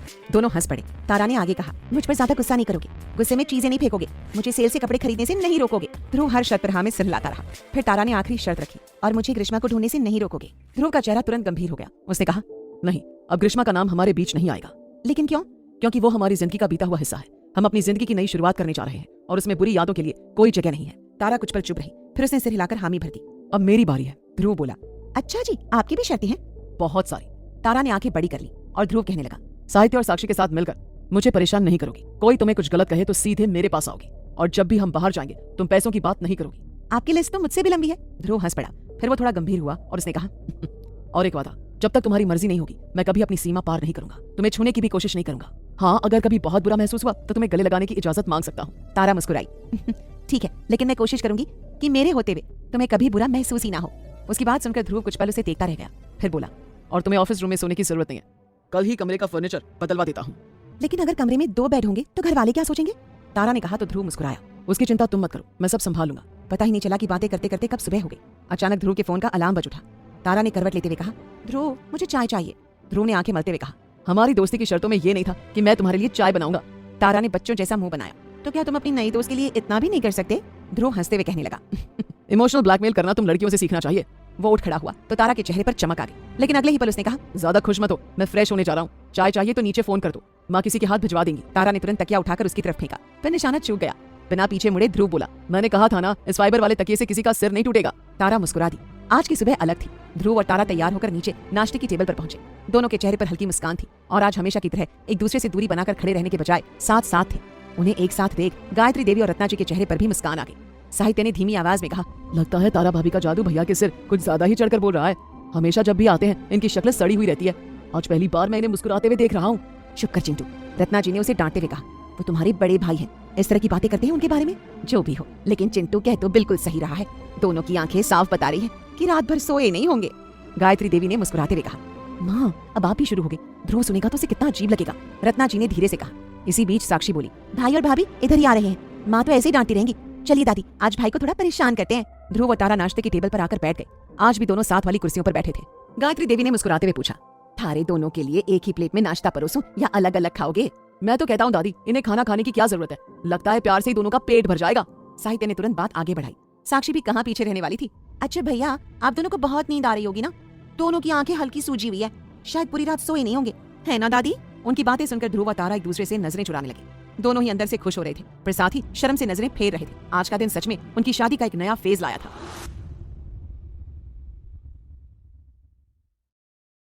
ध्रुव ने कोई जवाब नहीं दिया और जल्दी जल्दी अपनी प्लेट में नाश्ता लेने लगा। उसके हाथ हल्के कांप रहे थे और वो अपनी मुस्कान छुपाने की कोशिश कर रहा था। अगर थारे से नहीं हो रहा है तो रत्ना बहू डाल देगी। अभी तो सिर्फ हाथ कांपने शुरू हुए हैं बेटा, आगे पता नहीं क्या होगा। गायत्री देवी हंसते हुए बोली, बस भी कीजिए आप लोग, क्यों मेरे बेटे और बहू को परेशान कर रहे हैं? रत्ना जी ने उन्हें रोकने की कोशिश की, लेकिन साहित्य को तो मौका मिल गया था। परेशान तो इस वक्त भाभी लग रही है। तारा भाभी, आपको पता है एक बार माँ जबरदस्ती हमें एक फैमिली फंक्शन में ले गई थी, जहाँ मजबूरी में मुझे ध्रुव भैया के साथ बेड शेयर करना पड़ा था। पूरी रात इन्होंने मेरे साथ कुश्ती लड़ी, इतने हाथ पैर चलाए कि सुबह मैं बिस्तर के नीचे मिला था। इसलिए आप थोड़ा बचकर रहिएगा। जैसे साहित्य ने ये कहा, ध्रुव उसे घूर कर देखने लगा। माँ, लगता है मुझे इन दोनों के लिए ऑस्ट्रेलिया के कॉलेज नहीं बल्कि यहीं किसी कॉलेज में एडमिशन की बात कर लेनी चाहिए, ध्रुव ने कहा। उसके इतना कहते साहित्य और साक्षी दोनों ने तुरंत अपने मुंह पर उंगलियां रख ली, लेकिन रत्ना जी का चेहरा उतर गया। लेकिन इतनी दूर पढ़ने भेजने की क्या जरूरत है? दोनों हमारी आंखों के सामने रहेंगे, परिवार के बीच रहेंगे तो क्या दिक्कत है? ध्रुव ने शांत स्वर में कहा। माँ, जो पढ़ाई ये दोनों करना चाहते हैं वो यहाँ उपलब्ध नहीं है। मैं नहीं चाहता कि मेरे भाई बहन मजबूरी में ऐसा कोर्स करें जिसमें उनका मन ही न लगे। लेकिन बाहर पढ़ने की क्या जरूरत है? आगे साहित्य को बिजनेस ही तो संभाला है और साक्षी शादी करके अपने घर चली जाएगी। देखो, मैं इनकी पढ़ाई के खिलाफ नहीं हूँ, लेकिन मैं नहीं चाहती कि ये दोनों हमसे दूर जाएं। गायत्री देवी तुरंत बीच में बोली, देखो रत्ना बहू, मारे को थारी ये बात बिल्कुल अच्छी नहीं लगी कि शादी के बाद साक्षी को दूसरे घर ही जाना है। तुम खुद पढ़ी लिखी हो, याद करो, एक समय ऐसा था जब स्वर्ण घर का पूरा कारोबार हम दोनों ने मिलकर संभाला था। गायत्री देवी की बात सुनकर रत्ना जी कुछ पल के लिए चुप हो गई। काफी समझाने के बाद उन्होंने धीरे से कहा, ठीक है, अगर दोनों की खुशी इसी में है तो मुझे कोई आपत्ति नहीं है। ये सुनते ही साहित्य और साक्षी के चेहरे खिल उठे। रत्ना जी साक्षी की तरफ मुड़ी। साक्षी, मुझे माफ कर देना, मेरा वो मतलब नहीं था। मैं भी चाहती हूँ कि तुम आगे बढ़ो और अपनी जिंदगी में कुछ बनो। साक्षी मुस्कुरा दी। कोई बात नहीं माँ, आपने अपनी गलती मान ली, यही बहुत बड़ी बात है। अक्सर लोग गलती करके भी मानते नहीं। इतना कहकर वो उठी और रत्ना जी के गले लगे। पूरा माहौल खुशियों से भर गया। इन सब के बीच तारा चुपचाप बैठी थी। ध्रुव की नजर बार बार उसी पर जा रही थी। तभी गायत्री देवी ने फिर से शरारती अंदाज में कहा, मैं तो कहती हूँ अगर तारा बहू भी आगे पढ़ना चाहती है तो उसे भी इन दोनों के साथ विदेश भेज देते हैं। लेकिन तारा को क्यों? ध्रुव तुरंत बोल पड़ा। इतना कहते ही सबके चेहरे पर शरारती मुस्कान आ गई। साहित्य और साक्षी ने एक दूसरे की तरफ आंख मारी। क्यों, तुम्हें कोई दिक्कत है तारा के बाहर जाकर पढ़ने से? गायत्री देवी ने सख्त लहजे में पूछा। नहीं, मुझे कोई दिक्कत नहीं है, लेकिन तारा की पढ़ाई तो पूरी हो चुकी है ना तारा? ध्रुव ने जल्दी से उसकी तरफ देखकर पूछा। हाँ, मैंने पोस्ट ग्रेजुएशन किया है, तारा ने जवाब दिया। देखो तो कितनी पढ़ी लिखी है हमारी बहू। अब ये भी पता करना पड़ेगा कि वहाँ इसकी पढ़ाई के हिसाब से कोई कोर्स है या नहीं। गायत्री देवी तुरंत बोली। ध्रुव ने गहरी सांस ली। दादी, इसकी क्या जरूरत है? आप क्या चाहती हैं कि तारा मुझसे दूर जाकर रहे? मैं उसके साथ थोड़ी जा पाऊंगा। लेकिन आपको साथ जाने के लिए किसने कहा है भैया? साक्षी उत्साह से बोली। सोचिए कितना मजा आएगा, मैं, साहित्य और तारा भाभी एक ही कॉलेज में पढ़ेंगे। उनकी बात सुनकर ध्रुव का चेहरा उतर गया। टेबल के नीचे उसने धीरे से तारा के पैर पर पैर मारा। तारा ने गुस्से से उसकी तरफ देखा। क्या प्रॉब्लम है आपकी? उसने फुसफुसाकर पूछा। प्रॉब्लम मेरी नहीं, इन लोगों की है। तुम इन्हें कह दो कि तुम्हें कहीं नहीं जाना। ध्रुव ने दबी आवाज में कहा। साहित्य ने दोनों को धीरे धीरे बात करते हुए देख लिया। देखिए दादी, भाई धीरे धीरे बातें करके भाभी को डरा रहे हैं ताकि वो कहीं जाने के लिए हाँ ना कर दे। बस भी करो तुम लोग, रत्ना जी बीच में बोली। अभी अभी तो इन दोनों की नई नई शादी हुई है और तुम लोग इन्हें हनीमून पर भेजने के बजाय अलग करने पर तुले हो। ये सुनते ही ध्रुव के चेहरे पर राहत आ गई। चलो, कोई तो है जो सच में मेरे साथ है। इन दोनों बंदरों से तो मुझे यही उम्मीद थी। लेकिन दादी, आप भी शुरू हो गई। गायत्री देवी हंस पड़ी। फिर उनकी आंखों में हल्की उदासी उतर आई। सबके जाने के बाद घर कितना सूना सूना लगने लगेगा। कुछ दिनों में ये दोनों भी चले जाएंगे। तो क्या हुआ? ध्रुव ने कहा, मैं इन्हें छुट्टियों में यहाँ बुलाता रहूंगा और मैं और तारा भी तो यही है। हम आपको छोड़कर कहीं नहीं जाएंगे। ये सुनकर रत्ना जी के चेहरे पर मुस्कान आ गई। नाश्ता खत्म होने के बाद सब उठने लगे। तभी ध्रुव को कुछ याद आया। माँ, दादी, मैंने समिता जी से वादा किया था कि मैं तारा को उनसे मिलवाने लेकर जाऊंगा। क्या हम चले जाएं? गायत्री देवी तुरंत मुस्कुरा उठी। ये भी कोई पूछने की बात है? तुम दोनों अहमदाबाद जाओ या ऑस्ट्रेलिया? उनकी बात सुनकर तारा शर्मा गई और ध्रुव ने सिर पकड़ लिया। उनके जाते ही ध्रुव तारा की तरफ मुड़ा। मैं बस 2 घंटे में वापस आ जाऊंगा। हो सकता है हमें वहाँ 1-2 दिन रुकना पड़े, उसी हिसाब से सामान रख लेना। ये कहकर वो घर से निकल गया। तारा ने चारों तरफ देखा। हॉल में अब वो अकेली खड़ी थी। उसके चेहरे पर मुस्कान आ गई। काश मैं जाने से पहले सबके लिए कोई ना कोई गिफ्ट ले जा पाती, सब कितने खुश हो जाते। उसने तुरंत अपना मोबाइल निकाला और बैंक अकाउंट चेक करने लगी। कुछ सेकंड्स बाद उसके चेहरे पर चमक आ गई। हो गया इंतजाम। खुशी खुशी वो ऊपर चली गई और पैकिंग करने लगी। घर से निकलने के बाद ध्रुव सीधे ऑफिस पहुंचा। जैसे वो अंदर गया, उसकी सेक्रेटरी मीनाक्षी बोली, सर मिस्टर जैन काफी देर से आपका इंतजार कर रहे हैं, क्या उन्हें आपके कैबिन में भेज दूं? हाँ, भेज दीजिए। कुछ ही देर बाद मिस्टर जैन एक फाइल लेकर उसके कैबिन में आए। ध्रुव ने उन्हें बैठने का इशारा किया। इस फाइल में उस हादसे से जुड़ी सारी डिटेल्स हैं। उस घोटाले में 3 मजदूर और उनके परिवार शामिल थे। उन्होंने ही फैक्ट्री में आग लगाई थी। उनका सोचना था कि वे बचकर निकल जाएंगे और लोगों को लगेगा कि वे मर चुके हैं, इसीलिए उन पर कोई केस नहीं चलेगा। लेकिन नियति को कुछ और ही मंजूर था। आग इतनी तेजी से फैली कि वे लोग खुद भी उसमें फंस गए। हालांकि रेस्क्यू टीम ने कुछ लोगों को बचा लिया था। उनमें एक जवान लड़का भी था। उसका नाम था उत्कर्ष मेहरा। ध्रुव की आंखें सिकुड़ गई। उत्कर्ष मेहरा, क्या उसकी और डिटेल्स मिल सकती है ताकि हम उसके खिलाफ पुलिस में शिकायत कर सके? ध्रुव ने उन्हें पूरी बात बताई, जिसे सुनते ही उनका चेहरा सख्त हो गया। इस फाइल में उसके पुराने फोटोग्राफ्स भी हैं। पुलिस की मदद से उसे ढूंढा जा सकता है। मिस्टर जैन उठकर जाने लगे, तभी उसने उन्हें रोक लिया। अंकल, मेरे घर की 24 घंटे सुरक्षा का इंतजाम करवा दीजिए। मुझे इस आदमी पर बिल्कुल भरोसा नहीं है। न जाने कैसे इसे मेरे हर मूवमेंट की खबर होती है। ठीक है, मैं किसी अच्छी सिक्योरिटी एजेंसी से बात करता हूँ और पुलिस को भी सारी जानकारी दे देता हूँ। ध्रुव ने धीरे से सिर हिलाया, लेकिन उसके मन में एक ही सवाल घूम रहा था। आखिर उत्कर्ष मेहरा को उसके हर कदम की खबर मिल कैसे रही थी?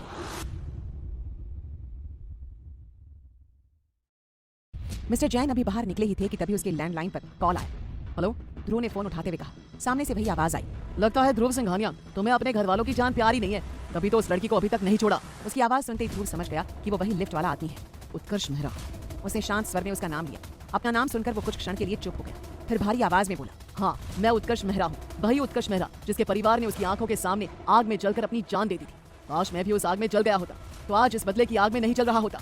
ध्रुव ने गहरी सांस ली। मुझे तुम्हारे लिए पूरी हमदर्दी है उत्कर्ष, लेकिन तुम्हारे परिवार के साथ जो हुआ वो उनके कर्मों का फल था। उत्कर्ष का गुस्सा और बढ़ गया। कौन से कानून में लिखा है कि चोरी करने पर लोगों को जिंदा जला दिया जाता है? किसी भी कानून में नहीं। लेकिन उस दिन आग तुम्हारे घर वालों और उनके साथियों ने खुद लगाई थी। झूठ! उत्कर्ष जोर से चिल्लाया। इतनी आसानी से झूठ बोलकर तुम अपने गुनाहों पर पर्दा नहीं डाल सकते। उस दिन आग मजदूरों ने नहीं, तुम लोगों ने लगाई थी। ध्रुव कुछ पल चुप रहा। अगर ऐसा है तो बताओ, हम उन्हें क्यों मारना चाहेंगे? उत्कर्ष की चुप्पी देखकर ध्रुव फिर बोला, तुम्हारी चुप्पी ही तुम्हारे सवाल का जवाब है। सोचो, मेरे घर वालों को उन लोगों को मारकर क्या फायदा मिलता? चोरी उन्होंने की थी, हमने नहीं। उत्कर्ष ने दांत भींच लिए। मैं कुछ नहीं जानता, ये सब तुम्हारे बाप का किया हुआ है। अगर बाप की संपत्ति पर बच्चों का हक होता है तो उसके पापों का हिसाब भी बच्चों को देना पड़ता है। ध्रुव की आंखों में एक पल के लिए उदासी उतर आई। शायद तुम्हें गलतफहमी हुई है उत्कर्ष। जिस दिन फैक्ट्री में आग लगी थी उससे पहले मेरे पापा की मौत हो चुकी थी। उस समय कारोबार माँ और दादी संभाल रही थी। तो फिर तुम्हारी माँ और दादी इसके पीछे हैं। उत्कर्ष ने तुरंत जवाब दिया। अब ध्रुव समझ गया कि उसे समझाना लगभग नामुमकिन है। उसने शांत स्वर में कहा, आंखें बंद कर लेने से अंधेरा नहीं हो जाता उत्कर्ष। जो सच है उसे कोई नहीं बदल सकता। वो थोड़ा रुका, फिर बोला, जितना समय तुम मुझसे बदला लेने में बर्बाद कर रहे हो, उतना समय अगर ये पता लगाने में लगा लिया होता कि आग क्यों लगी थी, तो शायद आज तुम अपनी जिंदगी में कुछ अच्छा कर रहे होते। कुछ क्षण तक फोन की दूसरी तरफ सन्नाटा छाया रहा। फिर बिना कुछ कहे उत्कर्ष ने कॉल काट दिया। ध्रुव ने फोन नीचे रखा और धीरे से बुदबुदाया। कम से कम अब उसके बारे में पता तो चल गया। उसने इस बात को ज्यादा तूल नहीं दिया। अहमदाबाद जाने से पहले उसे मीनाक्षी को बुलाकर सारे जरूरी काम निपटा दिए। दोपहर के लगभग 1 बजे ध्रुव घर पहुंचा। घर के बाहर पुलिस की गाड़ियां खड़ी थी और कुछ सिक्योरिटी गार्ड भी मौजूद थे। मिस्टर जैन खुद वहां खड़े थे। पुलिस को देखकर रत्ना जी काफी घबरा गई थी। ध्रुव को देखते ही वो उसके पास आकर बोली, ध्रुव, ये सब क्या है? तुम घर की इतनी कड़ी सुरक्षा क्यों करवा रहे हो? ध्रुव ने उन्हें शांत करने की कोशिश की। माँ, याद है रिसेप्शन वाले दिन मुझ पर हमला होने वाला था? मैं नहीं चाहता कि मेरी गैर मौजूदगी में घर पर कुछ भी गलत हो। मिस्टर जैन भी आगे बढ़े। ध्रुव बिल्कुल सही कह रहा है रत्ना बहू, तुम चिंता मत करो। जब तक ये दोनों बाहर हैं, मैं यहीं रुकूंगा। ये सुनकर ध्रुव को राहत मिली। पहले भी पापा के गुजर जाने के बाद कुछ समय तक मिस्टर जैन उनके साथ घर पर रह चुके थे।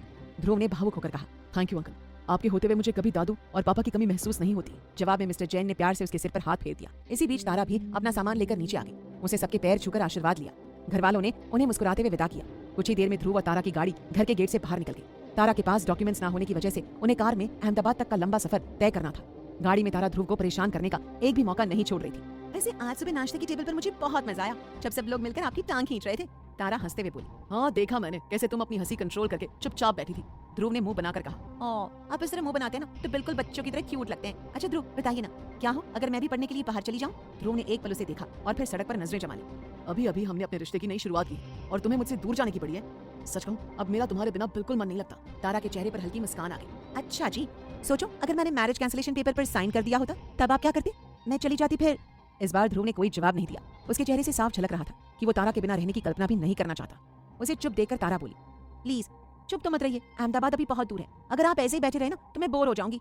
तो अब तुम्हें एंटरटेनमेंट भी चाहिए। मैं ऐसा करता हूँ, गाड़ी रोक देता हूँ और तुम्हारे सामने डांस करके दिखाता हूँ। अगर फिर भी तुम्हारा मन न लगे तो आसपास के लोगों को बुलाकर ग्रुप डांस भी करवा देता हूँ। तारा ने मुंह बनाकर कहा, आप कितने बोरिंग हो, इससे अच्छा मैं म्यूजिक चला देती हूँ। उसने म्यूजिक सिस्टम ऑन कर दिया। सॉन्ग बजा, तुझसे नाराज नहीं जिंदगी। गाना सुनकर ध्रुव के चेहरे पर मुस्कान आ गई, लेकिन तारा ने झुंझलाकर गाना बंद कर दिया। अरे बंद क्यों किया? इतना अच्छा गाना था। आप इतना कम कैसे बोल सकते हैं? ध्रुव ने जवाब देने के बजाय गुनगुनाना शुरू कर दिया। तेरे मासूम सवालों से परेशान हो गए। तारा की आंखें चमक उठी। अरे वाह, आप तो बहुत अच्छा गाते हैं। पहले क्यों नहीं बताया? मैं म्यूजिक चलाने की बजाय आपसे ही गाना सुन लेती। बस ये समझ लो कि ये मेरा हिडन टैलेंट है। वैसे तुम्हारा हिडन टैलेंट क्या है? वो तो इतना हिडन है कि आज तक मुझे भी पता नहीं चल पाया। उसका जवाब सुनकर ध्रुव हंस पड़ा। दूसरी ओर घर के बाहर की झाड़ियों के पीछे छिपा एक आदमी इधर उधर देखते हुए बाहर आया। वो कोई और नहीं बल्कि उत्कर्ष मेहरा था। उसकी आंखों में नफरत साफ दिखाई दे रही थी। उसने दबी आवाज में कहा, मैंने तुम्हें उस लड़की को छोड़ देने के लिए कहा था ध्रुव सिंघानिया, लेकिन तुम नहीं माने। अब इसका अंजाम तुम्हारे घर वालों को सबको भुगतना पड़ेगा। उसने एक नजर घर की ओर डाली जहाँ 4-5 सिक्योरिटी गार्ड तैनात थे। उत्कर्ष के होंठों पर एक खतरनाक मुस्कान उभर आई। दूसरी ओर ध्रुव और तारा अभी भी गाड़ी में ही थे। कुछ देर बाद सड़क किनारे एक ढाबा दिखाई दिया। तारा ने उत्साहित होकर कहा, प्लीज ध्रुव, वहाँ गाड़ी रोको ना, मुझे बहुत भूख लगी है। ढाबे का खाना बहुत टेस्टी होता है। आगे एक अच्छा होटल है, हम वहाँ खाना खाएंगे। बस 10 मिनट इंतजार कर लो। आपको जहाँ खाना है खा लीजिएगा, मुझे तो इसी ढाबे का खाना खाना है। आपने मुझसे प्रॉमिस किया था कि मेरी सारी बात मानेंगे। ध्रुव ने हार मानते हुए गाड़ी रोक दी। तारा के चेहरे पर चमक आ गई। ध्रुव, आप बहुत अच्छे हैं। और तुम बहुत जिद्दी। दोनों ढाबे में जाकर बैठ गए। चलो जल्दी से ऑर्डर करो, मैं पहली बार ऐसी जगह पर खाना खा रहा हूँ। तारा ने हैरानी से उसे देखा। मुझे अफसोस के साथ कहना पड़ रहा है ध्रुव, आप अब तक बहुत बोरिंग जिंदगी जी रहे थे। कुछ देर बाद उसकी हालत खराब हो गई, आंखों में पानी आ गया और चेहरा लाल पड़ गया। तारा प्लीज पानी दो, इतना स्पाइसी खाना मैंने कभी नहीं खाया। तारा हंस पड़ी। आपका कुछ नहीं हो सकता। खाना खत्म होने के बाद दोनों वापस गाड़ी की तरफ बढ़े। तभी हल्की बारिश शुरू हो गई। तारा खुशी से उछल पड़ी। लगता है आज ऊपर वाला कुछ ज्यादा ही मेहरबान है। पहले इतना अच्छा खाना और अब ये बारिश। वो बारिश में जाने लगी, लेकिन ध्रुव ने उसका हाथ पकड़ लिया। मैंने तुम्हारी सारी बातें मान ली, अब तुम्हारी बारी है, चुपचाप गाड़ी में बैठो। मजबूरन तारा को उसकी बात माननी पड़ी। रात के लगभग 10 बजे दोनों अहमदाबाद पहुंचे। इतनी रात को आश्रम जाना सही नहीं था, इसलिए ध्रुव ने एक होटल में रुकने का फैसला किया। अगली सुबह जल्दी उठकर तैयार हो। उसने ध्रुव को भी समय से उठा दिया। तुम्हारी तबीयत तो ठीक है ना? आज तो ज्यादा ही जल्दी तैयार नहीं हो गई? ध्रुव ने हैरानी से पूछा। उसने घड़ी में समय देखा, सुबह के 7 बज रहे थे। हाँ, आपने रात को जाने से मना किया था, इसलिए सोचा सुबह जल्दी चले। आप सोच भी नहीं सकते मैं वहाँ जाने के लिए कितनी ज्यादा एक्साइटेड हूँ। वो तो तुम्हारे चेहरे से साफ नजर आ रहा है। ध्रुव मुस्कुरा दिया। तारा को खुश देखकर उसे भी अच्छा लग रहा था। उसकी खुशी के लिए वो भी जल्दी तैयार होने चला गया। कुछ देर बाद जब वो वापस आया तो हैरान रह गया। तारा अपने बैग से चॉकलेट के कई डिब्बे निकाल रही थी। तुम यहाँ दुकान लगाने वाली हो क्या, जो इतनी सारी चॉकलेट्स खरीद लाई हो? दुकान नहीं लगानी, इतने दिनों बाद वहाँ जा रही हूँ। सब मुझसे मिलकर कितने खुश होंगे। ऐसे में मैं उनके लिए कुछ भी ना लेकर जाऊँ तो कितना अजीब लगेगा। मेरे पास इतने ही पैसे थे कि बच्चों के लिए चॉकलेट्स खरीद सकूं। ये कहते हुए उसके चेहरे पर हल्की मायूसी छा गई, लेकिन अगले ही पल उसने मुस्कुराकर कहा, लेकिन गिफ्ट तो गिफ्ट होता है, देने वाले का दिल देखा जाता है, ये नहीं कि उसने क्या दिया है। तारा की बात सुनकर ध्रुव के चेहरे पर मुस्कान आ गई। तारा ने एक चॉकलेट खोली और खाने लगी। आप खाओगे? उसने दूसरी चॉकलेट उसकी तरफ बढ़ाई। नहीं, तुम खाओ, अब तुम्हारी दवाइयों का भी समय हो रहा है। पहले नाश्ता करेंगे, फिर तुम दवाइयाँ लोगी और उसके बाद आश्रम चलेंगे। इस बार तारा ने बिना किसी बहस के उसकी बात मानी। दोनों होटल के डाइनिंग एरिया में पहुंचे और हल्का नाश्ता किया। ध्रुव हर छोटी चीज का ध्यान रख रहा था। दवाइयाँ लेने के बाद दोनों आश्रम के लिए निकल पड़े। लगभग 9 बजे उनकी गाड़ी महात्मा गांधी अनाथ आश्रम के कंपाउंड में पहुंची। उसी समय मयंक भी अपनी बाइक से वहां आया था। उसे ध्रुव और तारा को एक साथ देखा तो उसके चेहरे पर चमक आ गई। उसने मन ही मन सोचा नहीं था ध्रुव सिंघानिया, तुम अपना वादा इतनी जल्दी निभाओगे। वैसे देखा जाए तो तुमने सही ही किया, तुम जैसे लोग तारा के लायक नहीं हो। मुस्कुराते हुए वो उनकी तरफ बढ़ गया। मयंक का चेहरा देखकर ध्रुव समझ गया कि उसके मन में क्या चल रहा होगा, लेकिन उसने तारा के सामने कुछ भी जाहिर नहीं होने दिया। दोनों ने एक दूसरे से हाथ मिलाया। ध्रुव, ये मयंक है, ये हमारी रिसेप्शन में भी आया था। तारा ने फिर से परिचय करवाया। उसके बाद वो ध्रुव के करीब आई और धीमी आवाज में बोली, मैंने आपको इसके बारे में बताया था ना, तनीषा इसे पसंद करती है और मुझे लगता है कि ये भी। तारा की बात अधूरी रह गई। उसे ध्रुव के इतने करीब देखकर मयंक को अच्छा नहीं लगा। वहीं ध्रुव को भी ये सही नहीं लगा कि वो इस समय मयंक की सच्चाई तारा के सामने बताए। वो बस उसकी मासूमियत पर मुस्कुरा दिया। अंदर चले? उसने पूछा। तारा ने हामी भरी और उसके साथ आगे बढ़ गई। मयंक वहीं खड़ा उन्हें जाते हुए देखता रहा। मेरी तारा कितनी मासूम है, वो आसानी से किसी पर भी भरोसा कर लेती है। जब उसे पता चलेगा कि ध्रुव उससे ये शादी निभाना ही नहीं चाहता, तब वो कितनी टूट जाएगी। उसके चेहरे पर गुस्से के भाव थे। वो धीमे कदमों से उनके पीछे चल पड़ा। संडे होने की वजह से बच्चे ग्राउंड में खेल रहे थे। उन्हें देखकर तारा के चेहरे पर मुस्कान आ गई, लेकिन ध्रुव बच्चों को देखकर अचानक गंभीर हो गया। उन बच्चों के लिए उसके मन में एक अजीब सी टीस उठी। तारा ने उसका उतरा हुआ चेहरा देख लिया। आप अचानक कितने उदास क्यों हो गए? ध्रुव ने कोई जवाब नहीं दिया। तारा धीरे से बोली, हम लोगों के मम्मी पापा नहीं है, इसका मतलब ये नहीं कि हमें यहाँ प्यार नहीं मिलता। इन बच्चों के चेहरे देखिए, किसी के चेहरे पर आपको अपने माता पिता की कमी का दुख नहीं दिखेगा। वो कुछ पल रुकी। बचपन में सब कुछ आसान लगता है, मुश्किलें तब शुरू होती है जब हम बड़े होते हैं और समझ आता है कि हमें क्यों छोड़ दिया गया। तब ये दर्द दिल में घर कर जाता है, लेकिन अभी ये सब छोटे हैं, इनके लिए ये आश्रम ही दुनिया है। उसने मुस्कुराकर कहा, आप मुस्कुराइए, आप ऐसे ही अच्छे लगते हैं। तारा की बात सुनकर ध्रुव ने हल्की मुस्कान दे दी। उसी समय समीधा जी अपने पति प्रभात अग्रवाल और तनीषा के साथ बाहर आई। तारा को देखकर तनीषा खुशी से दौड़ी और उसे गले लगा लिया। तू हमसे इतनी जल्दी मिलने आएगी, मैंने कभी नहीं सोचा था। जल्दी कहाँ, कितने दिनों बाद तुमसे खुलकर मिल रही हूँ। जयपुर में तो ठीक से बात भी नहीं हो पाई थी। तारा को खुश देखकर ध्रुव को भी अच्छा लग रहा था। वो समीधा जी की तरफ बढ़ा तो समीधा जी कहने लगी, मिस्टर सिंघानिया, इनसे मिलिए, ये मेरे पति मिस्टर प्रभात अग्रवाल है। रिसेप्शन के समय ये देश से बाहर थे, इसीलिए नहीं आ पाए। ध्रुव ने मुस्कुराकर नमस्ते की। प्रभात जी ने गंभीर स्वर में कहा, ये जानकर खुशी हुई कितनी कठिन परिस्थितियों में भी तुमने हमारी तारा का साथ नहीं छोड़ा। अब हमेशा इसका साथ निभाना। ये तुम्हारे साथ बहुत खुश नजर आ रही है। ध्रुव ने उनकी बात पर चुपचाप सिर हिला दिया। उसने एक नजर तारा और तनीषा की तरफ देखा। दोनों बच्चों को चॉकलेट बांट रही थी। सभी बच्चे उन्हें घेर कर खड़े थे और उनके चेहरों पर खुशी साफ झलक रही थी। वो दृश्य देखकर ध्रुव को एक अनोखा सुकून महसूस हुआ। समीधा जी मुस्कुराई। अच्छा, उन दोनों को छोड़, उनका पूरा दिन इसी में निकल जाएगा। चलो अंदर बैठकर बात करते हैं। ध्रुव ने हामी भरी और उनके साथ ऑफिस की तरफ बढ़ गया। इसी बीच मयंक भी वहां पहुंच चुका था। उसका काम भी उसी ऑफिस में था, लेकिन ध्रुव को अंदर जाते देख वो रुक गया। ऑफिस में जाने के बजाय वो सीधे तनीषा और तारा के पास चला गया। मयंक ऑफिस रूम में जाने के बजाय तनीषा और तारा के पास चला गया। तनीषा ने उसे आते देखा तो उसके चेहरे पर मुस्कुराहट आ गई। उसे हल्की सी कौनी मारते हुए धीमी आवाज में कहा, तारा देखना, मयंक आ रहा है। तनीषा की बात सुनकर तारा ने उसकी तरफ देखकर कहा, हाँ मैंने भी नोटिस किया है, आजकल ये कुछ ज्यादा ही तुम्हारे आगे पीछे घूम रहा है। रिसेप्शन में भी पूरा समय तुम्हारे साथ था और अब देखो मौका मिलते ही यहाँ भी आ गया। यार अब तो बस उस दिन का इंतजार है जब मयंक अपने दिल की बात मुझे बताएगा, तनीषा ने शर्माते हुए कहा। तनीषा और तारा बचपन से सबसे अच्छी दोस्त थी। मयंक का असली उद्देश्य तारा के करीब आना था, लेकिन उसने तनीषा को अपना जरिया बना लिया था। दोनों साथ समय बिताते थे और तनीषा ने उसकी दोस्ती को प्यार समझ लिया था। मयंक उनके पास आकर बोला, तारा तुम कहीं भी चली जाओ, तुम्हारा दिल हमेशा इसी आश्रम में रहेगा। हाँ वो तो है। तारा मुस्कुरा दी। कितना अच्छा होता अगर हम हमेशा साथ रह पाते, तनीषा ने कहा। मयंक के चेहरे पर अचानक उदासी छा गई। हाँ अच्छा तो होता, लेकिन एक हादसे ने सब बदल कर रख दिया। काश तुम कभी राजस्थान गई ही नहीं होती, तुम्हें मजबूरन ध्रुव सिंघानिया के साथ नहीं रहना पड़ता। उसकी आवाज में छिपी कड़वाहट साफ महसूस हो रही थी। किस्मत का लिखा कौन टाल सकता है, तनीषा ने धीरे से कहा। उन दोनों की बातों के बीच तारा चुप बैठी थी। वो ध्रुव के बारे में सोच रही थी। पहले मैं भी अपनी किस्मत को कोसती थी कि मेरी शादी ध्रुव सिंघानिया से क्यों हुई, लेकिन जब से मैं उसे जानने लगी हूँ मुझे लगता है कि मेरी किस्मत इतनी बुरी भी नहीं है। जिस प्यार के लिए मैं पूरी जिंदगी तरसी, उस कमी को सिंघानिया परिवार ने एक हफ्ते में ही पूरा कर दिया। ध्रुव ने पूरे दिल से मुझे अपनाया है और इस रिश्ते को आगे बढ़ाने के बारे में सोचा। ये मेरे लिए बहुत बड़ी बात है। उसे खोया हुआ देखकर तनीषा ने उसकी बाह पर हल्की सी चुटकी काटी। तारा दर्द से चिल्ला उठी। मयंक ने ये देखा तो तुरंत तनीषा पर बरस पड़ा। पागल हो गई हो क्या तनीषा? हर वक्त मजाक करना जरूरी नहीं होता, जब देखो तारा को परेशान करती रहती हो। उसकी डांट सुनकर तनीषा का चेहरा उतर गया। तारा को उसका ये व्यवहार बिल्कुल पसंद नहीं आया। तुम इस तरह चिल्ला क्यों रहे हो? तनु और मैं बचपन से साथ हैं, कई बार ये खो जाती है तो मैं भी इसे ऐसे ही परेशान करती हूँ। मयंक थोड़ा असहज होकर कहने लगा, मेरा तनीषा का डांटने का इरादा नहीं था, तुम परेशान लग रही थी इसलिए।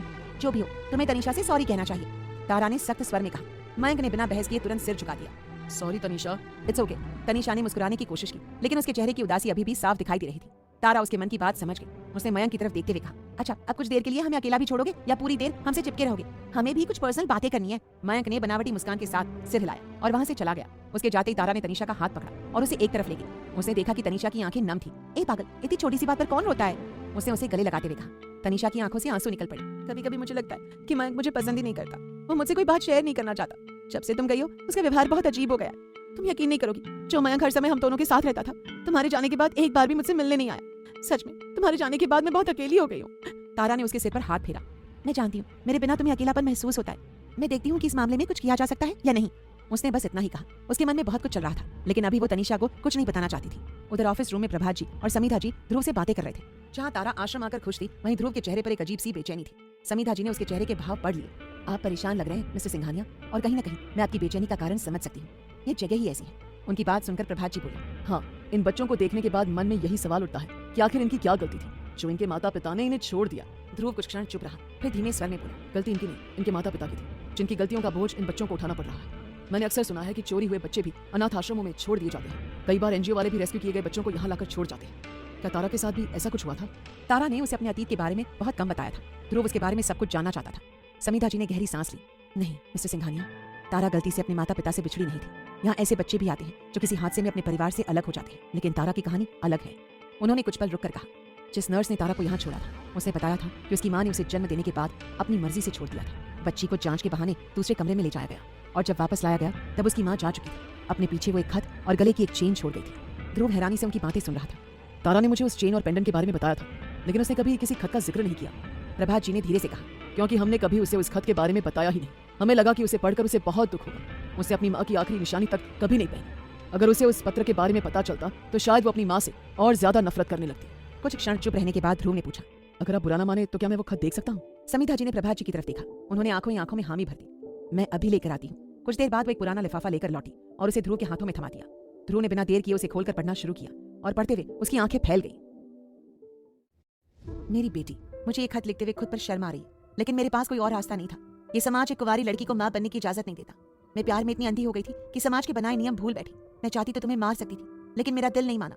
जानती हूँ कि तुम्हें इस तरह छोड़कर जाना भी कोई अच्छा काम नहीं है, लेकिन मेरे पास कोई और रास्ता नहीं था। मैं हमेशा तुम्हारे उज्जवल भविष्य की कामना करूंगी। तुम्हारी अभागी माँ। खत की आखिरी पंक्ति पढ़ते ही ध्रुव की आंखें नम हो गई। उसने गहरी सांस लेकर अपने जज्बातों पर काबू किया और धीमी आवाज में बोला, आपने बहुत अच्छा किया जो ये खत तारा को नहीं दिया। अगर वो इसे पढ़ती तो उसे बहुत दुख होता। उसे अपने माँ बाप की उन गलतियों की सजा मिल रही है जिनमें उसका कोई कसूर नहीं था।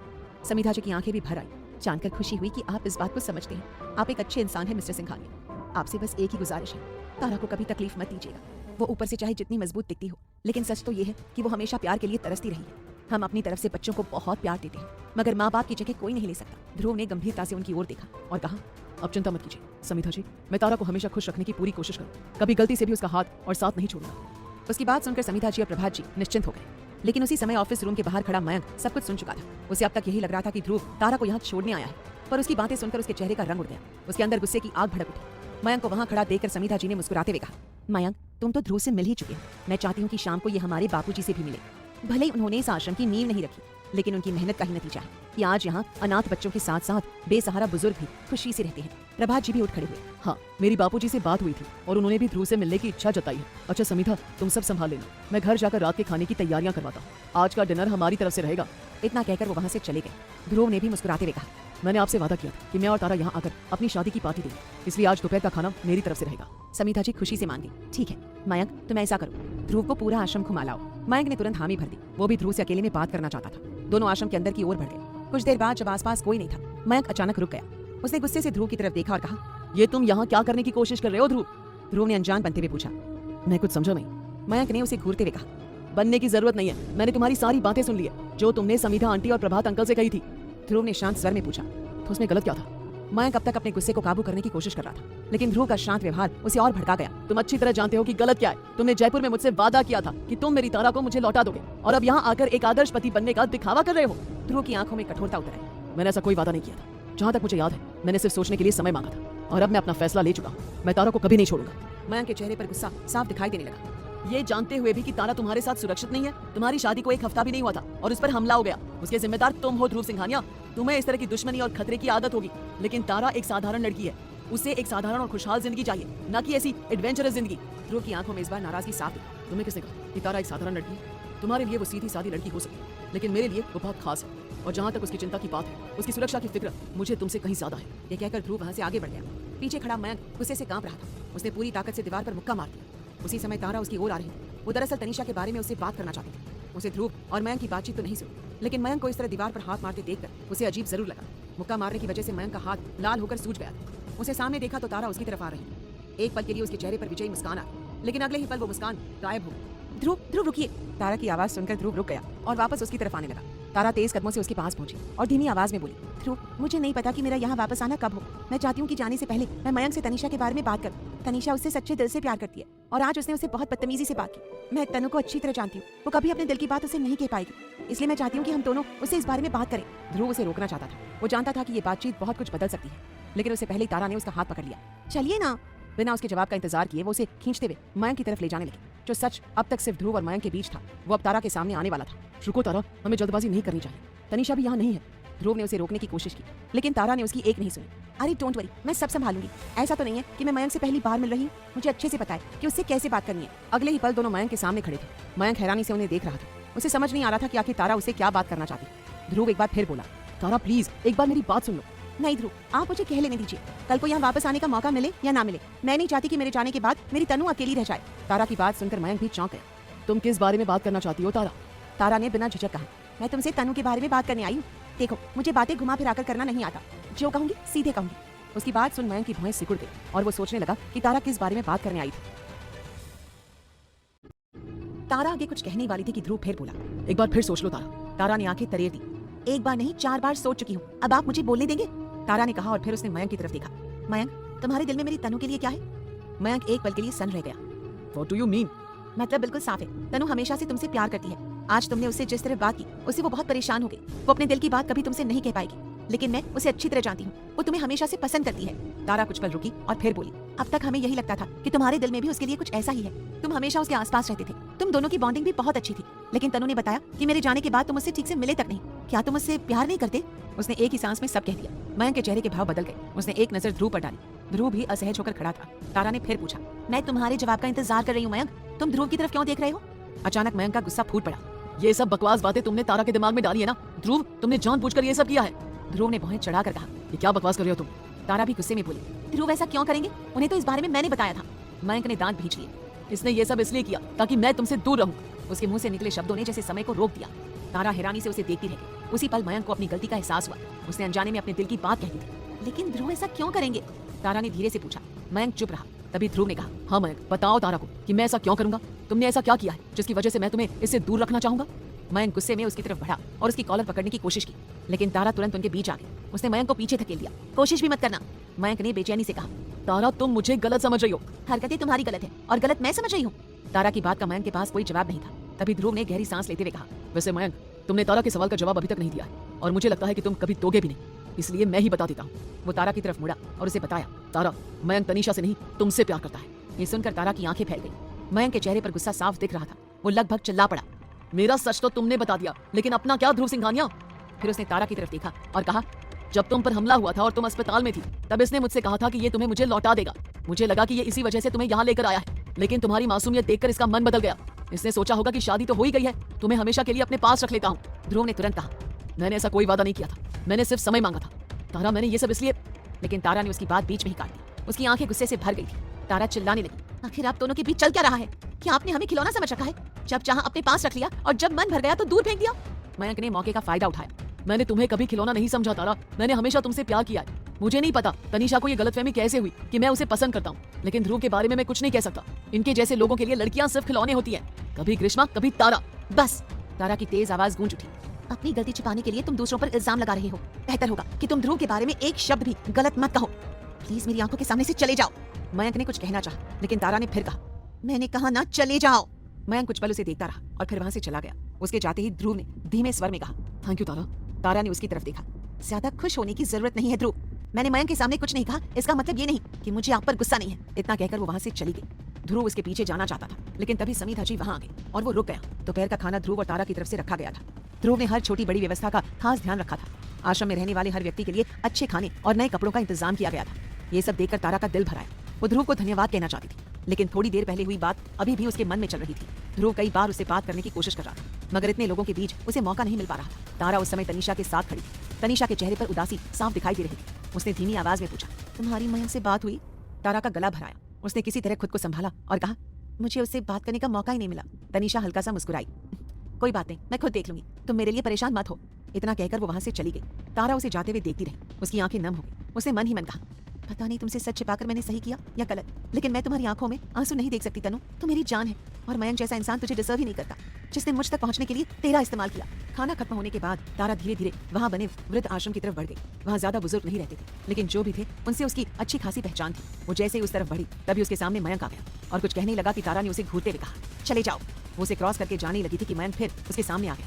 वो बात करने आया था और ऐसे कहीं नहीं जाने वाला था।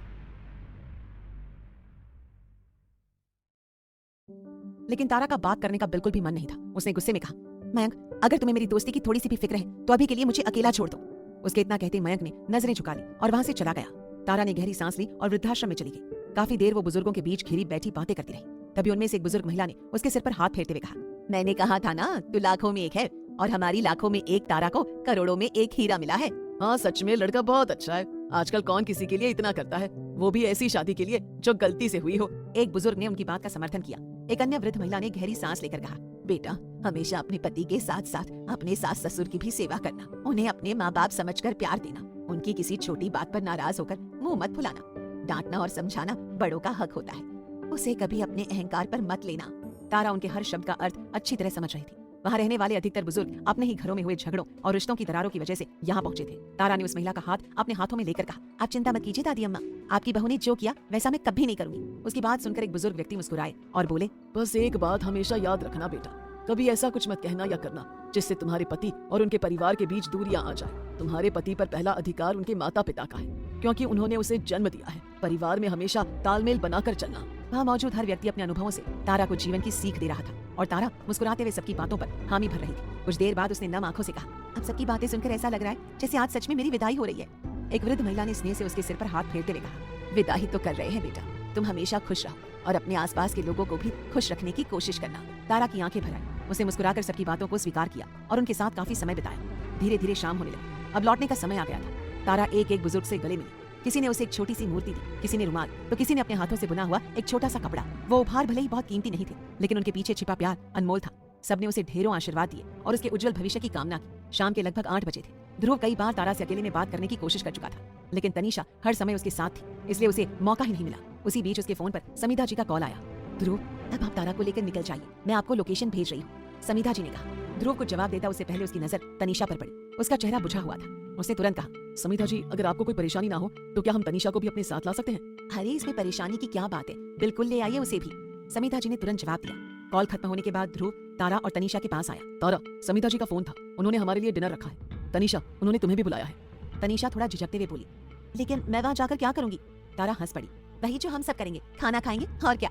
तनीषा अभी भी असमंजस में थी, लेकिन तारा ने लगभग जबरदस्ती उसे अपने साथ चलने के लिए मना लिया। तीनों गाड़ी में बैठ गए। पूरे रास्ते ध्रुव चुपचाप गाड़ी चलाता रहा। वो तारा से बात करना चाहता था, लेकिन तनीषा के साथ होने की वजह से ऐसा संभव नहीं हो पा रहा था। दूसरी ओर तारा तनीषा का मन बहलाने की कोशिश कर रही थी। कुछ देर बाद वो लोग समिधा जी के बंगले के सामने पहुंच गए। अंदर जाते ही समिधा जी उन्हें सबसे पहले बापूजी के पास ले गई। ध्रुव ने तुरंत झुककर उनके पैर छुए। बापूजी ने उसे आशीर्वाद दिया और फिर मुस्कुराते हुए ध्रुव और तारा को देखकर कहा, तुम दोनों साथ में बहुत अच्छे लगते हो। पता ही नहीं चला कि समय कब इतना आगे बढ़ गया और मेरी एक और बेटी आश्रम से विदा हो गई। ये कहते हुए उनकी आंखें भर आ गई। समिधा जी ने माहौल हल्का करने के लिए तुरंत कहा, बापूजी, अगर आप ऐसे भावुक हो जाएंगे तो जानते हैं ना, तारा भी रोने लगेगी। चलिए अब साथ में खाना खाते हैं। सबने उनकी बात मान ली। डिनर के दौरान हल्की फुल्की बातचीत चलती रही। इसी बीच ध्रुव ने स्वर्ण घर के बारे में बताया। बापूजी ने मुस्कुराकर कहा, मैं राजस्थान ज्यादा नहीं गया, लेकिन स्वर्ण घर का नाम पहले भी सुना है। कई वर्षों से तुम्हारा कारोबार चल रहा है। भगवान करे तुम लोग यूं ही तरक्की करते रहो। समिधा जी ने महसूस किया कि तारा और तनीषा इन व्यापारिक बातों से उब रही है, इसलिए वो दोनों को अपने साथ लेकर वहाँ से चली गई। उनके जाते ही ध्रुव ने संकोच से कहा, अगर आप बुरा न माने तो क्या मैं आश्रम के लिए कुछ दान देना चाहूंगा? बापूजी मुस्कुरा दिए और कहने लगे, इसमें बुरा मानने की कोई बात नहीं है। यहाँ अक्सर लोग दान देते हैं, शायद तुम्हें पता नहीं, लेकिन तुम्हारे दादाजी और तुम्हारे पिताजी के समय से भी स्वर्ण घर की ओर से यहाँ सहायता आती रही है। तभी हम तुम्हारे परिवार को थोड़ा बहुत जानते हैं। ध्रुव के चेहरे पर मुस्कान आ गई। तब तो मैं इस परंपरा को आगे भी जारी रखना चाहूंगा। इतना कहकर उसने दूर बैठी तारा और तनीषा की ओर देखा। तनीषा का उदास चेहरा देखकर उसे बहुत बुरा लग रहा था। कुछ क्षण चुप रहने के बाद उसने फिर कहा, मैं आपसे एक और बात पूछना चाहता हूँ। बापूजी ने सिर हिलाकर उसे बोलने का इशारा किया। ध्रुव ने धीमे स्वर में कहा, क्या मैं कुछ दिनों के लिए तनीषा को अपने साथ ले जा सकता हूँ? तारा वहाँ खुद को काफी अकेला महसूस करती है। अगर आप अनुमति दे तो मैं तनीषा के लिए भी कुछ करना चाहता हूँ। अगर वो आगे बढ़ना चाहती है या अपने जीवन में कुछ करना चाहती है तो मैं उसकी मदद करना चाहूंगा। ध्रुव की बात सुनकर इस बार बापूजी ने तुरंत जवाब नहीं दिया। उन्होंने एक नजर प्रभात जी की तरफ देखा। प्रभात जी भी हैरान हो सोचने लगे, आखिर ध्रुव तनीषा को अपने साथ क्यों ले जाना चाहता है? रात के लगभग 11 बज रहे थे। ध्रुव और तारा समिधा जी के घर के गेस्ट रूम में थे। कमरे के अंदर आते ही तारा गुस्से में ध्रुव पर बरस पड़ी। ध्रुव, आपने मुझसे कहा था कि आप मुझसे बिना पूछे कोई फैसला नहीं लेंगे। हम एक दूसरे से हर बात शेयर करेंगे, फिर ये सब क्या था? उसने नाराजगी से कहा। ध्रुव ने उसकी तरफ देखा और शांत स्वर में बोला, तुम मुझ पर क्यों चिल्ला रही हो? हमें बात करने का मौका ही कब मिला? पूरे दिन से तुम बीवियों की तरह मुंह फुलाकर घूम रही हो और अब मुझे ही दोष दे रही हो कि मैंने तुम्हें कुछ नहीं बताया। उसने इतनी नरमी से बात की कि तारा का आधा गुस्सा उसी पल गायब हो गया। वो थोड़ी शांत हुई और सामान्य स्वर में बोली, क्या मैं जान सकती हूँ कि आप तनीषा को हमारे साथ क्यों ले जाना चाहते हैं? ध्रुव हल्का मुस्कुराया, ऑफ कोर्स जान सकती हूँ। मैंने तुमसे कहा था ना कि मैं तुमसे कुछ नहीं छिपाऊंगा। तारा ने तुरंत उसकी बात काट दी। ये मत कहिए कि आप मुझसे कुछ नहीं छिपाते। आपने और मयंक ने क्या बातें की थी, मुझे उन सब के बारे में आपसे नहीं बल्कि उससे पता चला। पता नहीं और क्या क्या मुझसे छिपा रहे हैं आप। ध्रुव ने गहरी सांस ली और कहा, हाँ, मैंने तुम्हें मयंक वाली बात नहीं बताई थी और उसकी वजह भी थी। मैं पहले ही समझ गया था कि मयंक तुम्हें पसंद करता है। मुझे लगा ऐसी बातें तुम्हें बताना ठीक नहीं होगा। अब कोई मेरी पत्नी को पसंद करे और मैं खुद उसका प्रस्ताव लेकर उसके पास जाऊं, थोड़ा अजीब नहीं लगता? तारा ने उसे घूर कर कहा, वेरी फनी। अगर आपने पहले ही सब बता दिया होता तो इतनी गलतफहमियां पैदा ही नहीं होती। मुझे तनु के लिए बहुत बुरा लग रहा है। वो बेचारी इतने सालों से मयंक के लिए अपने दिल में सपने सजाए बैठी है और वो। ध्रुव ने उसकी बात पूरी की। और वो अपने दिल में तुम्हारे सपने सजाए बैठा है। तारा चुप हो गई। ध्रुव कुछ पल उसे देखता रहा, फिर बोला, तारा, उस आदमी ने मुझे ब्लैकमेल करने की कोशिश की, इसी वजह से मैं तुम्हें कुछ नहीं बता पाया। मुझे लगा कि वो अच्छा इंसान है, वो तुमसे प्यार करता है और शायद तुम्हें खुश रख पाएगा। तारा ने धीरे से कहा, वैसे मयंक सच में अच्छा इंसान है। ध्रुव ने तुरंत जवाब दिया, अभी भी देर नहीं हुई है, कहो तो तुम्हारा रिश्ता उससे ही पक्का कर दूं। उसकी बात सुनते ही तारा गुस्से से उसे घूरने लगी। उसने पास पड़ा तकिया उठाया और पूरी ताकत से उसकी तरफ फेंक दिया। ध्रुव ने आसानी से तकिया पकड़ लिया और हंस पड़ा। गुस्सा करने की जरूरत नहीं है। तारा ने मुंह फेर लिया। ध्रुव थोड़ा गंभीर होकर बोला, और तनीषा को मैं अपने साथ इसलिए ले जाना चाहता हूँ ताकि वो कुछ दिनों के लिए मयंक से दूर रह सके और आगे बढ़ने की कोशिश करे। यहाँ से जाने से पहले तुम्हें उसे सब कुछ बता देना चाहिए। तारा ने तुरंत सिर हिला दिया और कहा, नहीं, मैं तनु को कभी नहीं बता पाऊंगी कि मयंक उसे नहीं मुझे पसंद करता है। उसका दिल टूट जाएगा। ध्रुव ने शांत स्वर में कहा, उसका दिल कम टूटे इसलिए मैं उसे जयपुर ले जाना चाहता हूँ। यहाँ रहकर वो हर रोज मयंक को देखे और उससे जुड़ी उम्मीदें पालती रहेगी। उससे दूर रहना उसके लिए बेहतर होगा। ये कहकर ध्रुव बिस्तर पर लेट गया। पूरा दिन भाग दौड़ में निकल गया। वो काफी थक चुका था। उसने आंखें बंद की और आराम करने लगा। तारा कुछ देर तक चुपचाप उसे देखती रही, फिर धीरे से उसके पास आकर बैठ गई। उसके चेहरे पर एक हल्की मुस्कान थी। वो मन ही मन सोचने लगी, हर दिन मेरे सामने ध्रुव का एक नया रूप आता है। कोई इंसान इतना अच्छा कैसे हो सकता है? तनु मेरी दोस्त है, फिर भी वो उसके बारे में इतना सोच रहे हैं और मैं ग्रीष्मा की बातों में आकर इन्हें कितना गलत समझती रही। कमरे में कुछ देर तक खामोशी छाई रही। जब काफी देर तक तारा ने कुछ नहीं कहा तो ध्रुव ने आंखें खोली और उसकी तरफ देखते हुए पूछा, क्या हुआ? तुम्हारी शिकायतें अभी खत्म नहीं हुई? तारा हल्का मुस्कुराई और झिझकते हुए बोली, अगर हम तनु को अपने साथ घर ले जाएंगे तो माँ और दादी को कोई परेशानी तो नहीं होगी? ध्रुव उठकर बैठा और कहने लगा, उनकी बहू की बहन अगर कुछ दिनों के लिए घर पर आकर रहे तो उन्हें कोई परेशानी नहीं होगी। और तुम्हारी जानकारी के लिए बता दूं कि मैंने इस बारे में पहले ही माँ से बात कर ली थी, उन्हें कोई दिक्कत नहीं है। ध्रुव की बात सुनकर तारा के चेहरे पर सुकून के भाव आ गए। उसने धीमी आवाज में कहा, थैंक यू सो मच ध्रुव। ध्रुव ने उसकी बात का कोई जवाब नहीं दिया, वो बस मुस्कुरा दिया। कुछ देर बाद दोनों सोने की तैयारी करने लगे।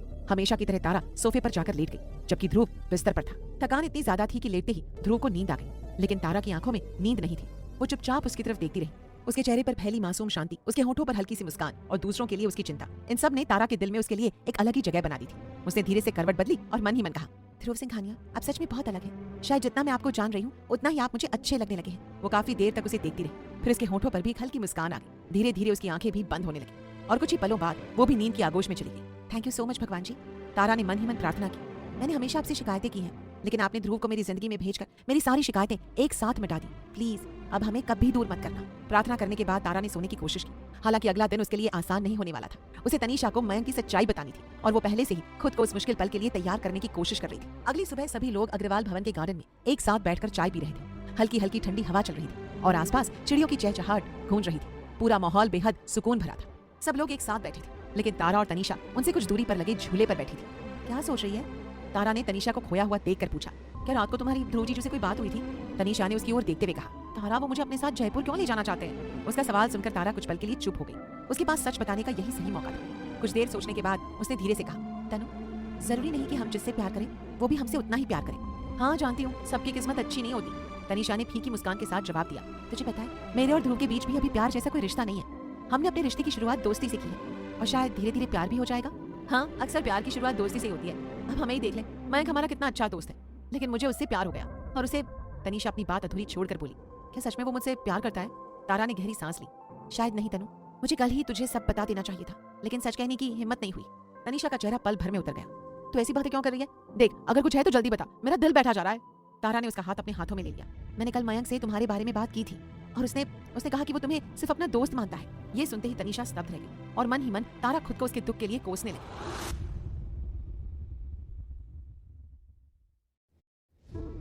इतना सुनते ही तनीषा की आंखों से आंसू बहने लगे। तारा ने तुरंत उसे गले से लगा लिया और उसके सिर पर हाथ फेरने लगी। मैं जानती हूँ तुम्हारे लिए ये सब बहुत मुश्किल है, लेकिन मैं हमेशा तुम्हारे साथ रहूंगी। तनीषा सिसकते हुए बोली। ध्रुव जीजू भी इस बारे में जानते हैं ना, तभी उन्होंने मुझे अपने साथ जयपुर ले जाने की बात कही। तारा ने कोई जवाब नहीं दिया। उसे चुप देखकर तनीषा ने अपने आंसू पोंछे और बोली, इन सबसे भागने से कुछ नहीं होगा तारा, मुझे यहीं रहकर सच का सामना करना होगा। मैं तुम लोगों के साथ नहीं जाऊंगी। डोंट वरी, मैं कुछ दिनों में ठीक हो जाऊंगी। उसने खुद को संभालने की कोशिश की और चेहरे पर एक मुस्कान ओढ़ ली, लेकिन उसकी आंखों का दर्द छिप नहीं पाया। तारा का दिल भर आया। वो बोली, मैं तेरी एक नहीं सुनने वाली। ऐसे वक्त में मैं तुझे अकेला नहीं छोड़ सकती। हम कुछ नहीं जानते। तू मेरे और ध्रुव के साथ जयपुर चल रही है। जिद मत कर तारा, वहाँ तुम और ध्रुव जी अकेले नहीं रहते, तुम्हारी पूरी फैमिली है। ध्रुव सबसे बात कर चुके हैं, अब सिर्फ तुम्हारी हाँ बाकी है। और अगर तू सच में मुझे अपनी बहन मानती है ना, तो अभी जाकर समीधा आंटी और बापूजी को जयपुर चलने के लिए हाँ कहेगी। तारा ने सख्त आवाज में कहा। तनीषा ने काफी मना करने की कोशिश की, लेकिन आखिरकार उसे तारा की जिद के आगे हार माननी पड़ी। दोनों वापस वहाँ गई जहाँ बाकी सब लोग बैठे थे। वहाँ पहुंचते ही तनीषा ने कहा, बापूजी मैंने अपना फैसला कर लिया है। मैं कुछ दिनों के लिए तारा के साथ जयपुर जाने के लिए तैयार हूँ। देवकी नंदन जी मुस्कुरा उठे। अगर तुम्हें कोई दिक्कत नहीं है तो हम ना कहने वाले कौन होते हैं? उसका फैसला सुनकर सब खुश हो गए। कुछ देर बाद ध्रुव, तारा और तनीषा अहमदाबाद से वापस जयपुर जाने के लिए रवाना हो गए। तनीषा के साथ होने की वजह से पूरे रास्ते गाड़ी में रौनक बनी हुई थी। तारा का मूड भी काफी अच्छा हो गया था और तनीषा भी धीरे धीरे मयंक की बातों को पीछे छोड़कर आगे बढ़ने की कोशिश कर रही थी। पूरे रास्ते दोनों लगातार बातें कर रही थी, जबकि ध्रुव मुस्कुराते हुए चुपचाप उनकी बातें सुन रहा था। क्या तुम दोनों हमेशा इतनी बातें करती रहती हो? ध्रुव ने गाड़ी चलाते हुए पूछा। तनीषा ने हंसकर कहा, चलो पता तो चला कि हमारे ध्रुव जी भी बात करते हैं, है ना? मुझे लगा पूरे रास्ते बस हम दोनों ही पटर पटर करती रहेंगी। हाँ इनका तो तुम पूछो ही मत। तारा ने तुरंत बात पकड़ ली। ये हर एक शब्द गिन कर बोलते हैं, बिल्कुल नाप तोल कर। इतना ध्यान रखते हैं कि कहीं एक शब्द ज्यादा ना निकल जाए। हाँ क्या करूँ, मेरे हिस्से का भी तुम बोल लेती हो। सोचा मैं थोड़ा कम बोल दूं, कुछ तो नॉइज पोल्यूशन कम हो। ध्रुव ने मुस्कुराकर कहा। तारा ने उसकी तरफ देखकर मुंह बना दिया। उसे ऐसा करते देख तनीषा हंस पड़ी। पूरे रास्ते हंसी मजाक चलता रहा। शाम कब रात में बदल गई किसी को पता ही नहीं चला। लगभग 8 बजे उनकी गाड़ी जयपुर में दाखिल हुई। जयपुर शहर की लाइटें देखते ही तारा ने जानबूझकर ध्रुव को छेड़ते हुए कहा, तनु अच्छा हुआ इस बार तो हमारे साथ थी। पता ही नहीं चला कि इतना लंबा सफर कब खत्म हो गया, वरना जब हम अहमदाबाद जा रहे थे तब तो ऐसा लग रहा था जैसे सालों का सफर तय करके पहुंचे हो। तनीषा समझ गई कि वो फिर से ध्रुव की टांग खींच रही है। वेरी बैड तारा, पूरे रास्ते तुम ध्रुव जी को परेशान करती हुई आई हो। वो कुछ बोल नहीं रहे, इसका मतलब ये नहीं कि तुम लगातार उनकी खिंचाई करती रहो। ध्रुव ने मुस्कुराते हुए कहा। चलो किसी ने तो यहाँ मेरा सपोर्ट किया, वरना मुझे लगा तुम इसकी फ्रेंड हो तो हमेशा इसी की साइड लोगी। बिल्कुल नहीं, तनीषा ने तुरंत कहा, मैं आपकी तरफ हूँ। तनीषा की बात सुनकर तारा ने हैरानी से उसकी तरफ देखा। वाह, यहाँ तो आपने मेरी फ्रेंड छीन ली। उसने नाराज होने का नाटक करते हुए कहा, लेकिन कोई बात नहीं, वहाँ मेरे पास साहित्य और साक्षी हैं। कुछ भी हो जाए वो दोनों मेरा ही सपोर्ट करेंगे। हाँ, अब कुछ हिसाब बराबर लग रहा है। ध्रुव ने कहा, मेरे भाई बहन तुम्हारी तरफ है, तो क्या हुआ, अब तुम्हारी बहन मेरी तरफ है। गद्दार, तारा ने तनीषा की तरफ देखते हुए कहा। तनीषा हंसने लगी। उन दोनों को इस तरह खुश देखकर उसके दिल को भी सुकून मिला। कुछ समय पहले तक वो मयंक की वजह से बहुत परेशान थी, लेकिन इस वक्त उनके साथ बैठकर उसे लग रहा था कि शायद जिंदगी इतनी भी बुरी नहीं है। धीरे धीरे वो भी अपनी तकलीफ भूलने लगी थी। कुछ ही देर बाद गाड़ी सिंघानिया मेंशन के बाहर आकर रुकी। ध्रुव ने आने से पहले ही घर पर तनीषा के बारे में बता दिया था, इसलिए पूरा परिवार उसके आने का बेसब्री से इंतजार कर रहा था। जैसे ही गाड़ी रुकी, सबसे पहले साहित्य और साक्षी बाहर निकल कर आई। भाभी आ गई, साक्षी खुशी से चिल्लाई। अगले ही पल उसकी नजर गाड़ी से उतरती तनीषा पर पड़ी। अरे ये कौन है, उसने हैरानी से पूछा। तारा मुस्कुराई और तनीषा का हाथ पकड़कर उसे आगे लाई। ये मेरी सबसे अच्छी दोस्त और मेरी बहन जैसी है, तनीषा। कुछ दिनों तक हमारे साथ रहेंगी। हो, साक्षी के चेहरे पर मुस्कान आ गई। तो मतलब अब भाभी के साथ साथ हमारी एक और फ्रेंड भी आ गई। साहित्य ने आगे बढ़कर तनीषा से कहा, welcome to Singhania mansion. Tanisha ने हल्की मुस्कान के साथ सबको नमस्ते किया। तभी घर के अंदर से रत्ना जी, दादी माँ और बाकी लोग भी बाहर आ गए। तारा दौड़कर दादी माँ के गले लग गई। दादी मैं आ गई। हाँ देख रही हूँ, दादी ने उसके सिर पर प्यार से हाथ फेरते हुए कहा। और इस बार अकेली नहीं आई। तारा मुस्कुराई। दादी ये तनीषा है, कुछ दिन हमारे साथ रहेगी। दादी माँ ने प्यार से उसके सिर पर हाथ रखा। खुश रहो बेटा, ये घर तुम्हारा भी है, यहाँ किसी चीज की चिंता मत करना। इतना अपनापन देखकर तनीषा की आंखें नम हो गई। वो पहली बार इस घर में आई थी, लेकिन किसी ने उसे पराया महसूस नहीं होने दिया। रत्ना जी भी उसके पास आई। अंदर चलो बेटा, सफर लंबा था, तुम लोग बहुत थक गए होंगे। तनीषा ने धीरे से सिर हिला दिया। उसे देखकर तारा मुस्कुराई। उसे अच्छा लग रहा था कि उसकी सबसे अच्छी दोस्त यहाँ अकेला महसूस नहीं करेगी। सभी लोग अंदर चले गए। ध्रुव सबसे पीछे खड़ा उन सबको देख रहा था। तारा ने मुड़कर उसे देखा और मुस्कुराते हुए कहा, क्या हुआ, आप ऐसे क्यों खड़े हैं? ध्रुव ने उसकी तरफ देखते हुए जवाब दिया, कुछ नहीं, बस सोच रहा हूँ कि हमारे घर में एक और तूफान आ गया है। क्या मतलब? तारा ने आंखें बड़ी कर ली। ध्रुव मुस्कुराया।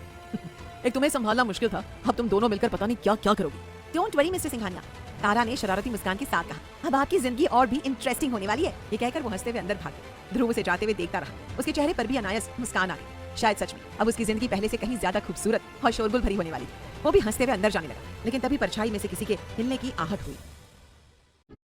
घर के अंदर सब हंसी खुशी बातें कर रहे थे। मुझे तो लगा था कि साक्षी और साहित्य के जाने के बाद हम सब अकेले हो जाएंगे, लेकिन अब तारा के साथ तनीषा भी आ गई तो उनकी कमी पूरी हो जाएगी। रत्ना जी ने मुस्कुराते हुए कहा। उनकी बात सुनकर साक्षी और साहित्य ने मुंह बना लिया। इसका मतलब हमारे जाते ही आप हमें भूल जाओगे? साक्षी ने मासूमियत से पूछा। ध्रुव ने उसे छेड़ते हुए कहा, और नहीं तो क्या, तभी तो तुम दोनों को यहाँ से दूर भेज रहा हूँ, ताकि तुम्हारी जगह कोई और ले सके। ऐसा बिल्कुल नहीं होने वाला। मम्मी, अगर आपने हमारे ध्रुव भैया को ज्यादा प्यार देना शुरू कर दिया ना, तो हम कहीं नहीं जाने वाले। साहित्य ने तुरंत कहा। ऐसे कैसे नहीं जाओगे? दुनिया घूमने और फोटोग्राफर बनने का सपना मैंने तो नहीं देखा था। मुझे तो अपनी माँ के पास रहना था, इसलिए मैंने ज्वेलरी डिजाइनिंग की पढ़ाई की। देख लो, मेरी प्लानिंग कितने साल पहले से चल रही थी। ध्रुव की बात पर सब हंस पड़े। तनीषा ने धीरे से तारा से कहा, अब सच में लग रहा है कि ध्रुव जी बोलते भी हैं। तारा मुस्कुरा दी और धीरे से कहने लगी, तुम इन्हें सीधा साधा समझने की गलती मत करना। अपनी फैमिली के साथ ही बहुत बोलते हैं और खूब शरारतें भी करते हैं। हाँ, बाहर जाते हैं तो इतने खुल नहीं पाते। वहाँ इन्हें अपनी सख्त बिजनेसमैन वाली इमेज भी बनाए रखनी होती है। ध्रुव ने देखा कि दोनों आपस में फुसफुसा रही हैं। वो उनके पास आ गया। अरे तुम दोनों तो अभी से मेरे खिलाफ प्लान बनाने लगी। हाँ, अब साहित्य और साक्षी के जाने के बाद कोई तो चाहिए जो आपको परेशान करे। तारा ने हंसते हुए कहा। तनीषा मेरी साइड है, इसलिए तारा मैडम आप जरा संभल कर रहना। ध्रुव ने जवाब दिया। कुछ देर तक सब साथ बैठे बातें करते रहे, फिर सबने साथ में डिनर किया। रत्ना जी ने तनीषा के लिए ऊपर का कमरा तैयार करवा दिया था। डिनर के बाद तारा उसे पूरा घर दिखाने लगी। घर देखने के बाद दोनों उसके कमरे में बैठकर बातें करने लगे। तू यहाँ कंफर्टेबल तो है ना? देख, अगर तुझे अकेले नींद नहीं आए तो मैं आज तेरे साथ सो सकती हूँ। तारा ने चिंता से पूछा। अरे ऐसा बिल्कुल नहीं है, सच में तेरी फैमिली बहुत अच्छी है। पहले मुझे लगा था कि मैं यहाँ कैसे रह पाऊंगी, लेकिन सबसे मिलने के बाद मेरा वो भ्रम भी दूर हो गया। तारा कुछ पल उसे देखती रही। मैं आज यही तेरे साथ रुक जाऊँ? पहले की तरह पूरी रात बातें करेंगे और सुबह देर से उठेंगे। वो तनीषा को अकेला नहीं छोड़ना चाहती थी। तनीषा मुस्कुरा दी। अरे ओ मैडम, ये हमारा आश्रम नहीं तुम्हारा ससुराल है, और तेरी ये दोस्त इतनी भी पत्थर दिल नहीं है कि नई नई शादी हुई अपनी सहेली को उसके पति के बजाय अपने पास सुला ले। उसकी बात सुनकर तारा धीमे स्वर में बोली, मैंने तुझे बताया ना, अभी मेरे और ध्रुव के बीच सिर्फ दोस्ती का रिश्ता है। शायद उन्हें ग्रीष्मा की यादों से बाहर आने में थोड़ा समय लगेगा। मुझे किसी बात की जल्दबाजी नहीं करनी। या फिर ऐसा भी हो सकता है कि वो तुझे समय देना चाहते हो। देख, उन्हें गलत मत समझना। तारा ने हल्की मुस्कान के साथ सिर हिलाकर कहा। नहीं, उन्हें मैं गलती से भी गलत नहीं समझ सकती। जो भी हो, प्यार और चाय दोनों का स्वाद जल्दबाजी करने से बिगड़ जाता है। वाह, प्यार ने तो मेरी अच्छी खासी दोस्त को शायर बना दिया। तनीषा ने उसे चढ़ाया। तभी उसकी नजर घड़ी पर पड़ी। रात के 11 बज चुके थे। मैडम, प्यार हो या ना हो, वो तुम्हारे पति तो है ही। अब तुम्हें अपने कमरे में जाना चाहिए। तारा ने मुस्कुराकर हामी भरी और उठकर दरवाजे की तरफ बढ़ गई। फिर अचानक रुककर पीछे मुड़ी। तनु, तू ठीक तो है ना? तनीषा ने उसे देखा और हल्का सा मुस्कुरा दी। तेरे होते हुए मुझे कभी कोई तकलीफ हो ही नहीं सकती। नई जिम्मेदारियों में बंधने के बाद भी तूने मेरे बारे में इतना सोचा, ये मेरे लिए बहुत बड़ी बात है। मैं बिल्कुल ठीक हूँ, और अगर नहीं भी हूँ तो जल्दी ही हो जाऊंगी। उसने आंख झपकाकर तारा को आश्वस्त किया। तारा ने उसे गुड नाइट कहा और अपने कमरे की ओर बढ़ गई। उसे लगा था कि ध्रुव सो चुके होंगे, लेकिन वो अभी भी उसके आने का इंतजार कर रहा था। दरवाजा बंद करते हुए तारा ने कहा, आप अब तक जाग रहे हैं? मुझे लगा अब सो गए होंगे। ध्रुव ने बच्चों की तरह मुंह बनाते हुए कहा, और तुम्हें ये क्यों लगा कि तुम्हारे बिना मैं सो जाऊंगा? भूल गई ना तुम मुझे? उसका चेहरा देखकर तारा हंस पड़ी। इससे ध्रुव और भी चिढ़ गया। सॉरी, तारा ने हंसी रोकते हुए कहा, आप इस तरह इतने क्यूट लग रहे हैं कि मन कर रहा है आपकी दोनों गाल पकड़कर जोर से खींच दूं। तारा की बात सुनते ही ध्रुव को पिछली बार की याद आ गई जब उसे सच में उसके गाल खींच दिए थे। उसने तुरंत अपने दोनों गालों पर हाथ रख लिए। बिल्कुल नहीं, सोचना भी मत, बहुत दर्द होता है। ऐसे कैसे? आप मेरी इतनी सी बात नहीं मान सकते। ये कहते हुए तारा उसकी तरफ बढ़ने लगी, उसके पास पहुंची और उसके हाथ हटाकर उसके गाल खींचने लगी। ध्रुव पीछे हट गया। मैं तुमसे नाराज हूँ, ये कोई टाइम है कमरे में आने का? पिछले 1.5 घंटे से मैं तुम्हारा इंतजार कर रहा हूँ। आप जानते हैं ना तनु आई हुई है। हाँ जानता हूँ, लेकिन ये बिल्कुल नहीं चलेगा कि दोस्त आए और तो क्या? तारा ने उसकी बात काट दी। ध्रुव ने तुरंत खुद को संभाला। तुम्हारे पुराने दोस्त आ गए, इसका मतलब ये नहीं कि तुम अपने नए दोस्त को भूल जाओ। तारा, मुझे तुमसे बात करनी थी। अच्छा जी, आपको मुझसे बात करनी थी? पूरे रास्ते तो आप तनु से कह रहे थे कि मेरी पटर पटर सुनकर आपका सिर दर्द करने लगता है। मुझे लगा आपको थोड़ा आराम दे दो। मुझे कोई आराम नहीं चाहिए। तुम पूरे दिन तनु के साथ रहो, मुझे कोई परेशानी नहीं है, लेकिन रात के 8 बजे मैं घर आऊँ, उसके बाद तुम पूरा समय मेरे साथ रहोगी और सुबह ऑफिस जाने तक भी। ध्रुव बिना रुके बोले जा रहा था। उसकी बातें सुनकर तारा के मन में एक अलग सा एहसास हुआ, कैसे ध्रुव एक पल के लिए भी उससे दूर नहीं रहना चाहता। यह एहसास उसके चेहरे पर मुस्कान ले आया। वैसे मेरे पास इससे भी बेहतर प्लान है। और वो क्या? मैं आपसे आपके साथ ऑफिस भी चला करूंगी ताकि वहां भी आपके पास रह सकूं। तारा ने उसे छेड़ते हुए कहा।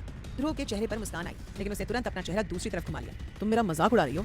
तारा उसके सामने आकर दोनों कान पकड़कर उठक बैठक करने लगी। सॉरी।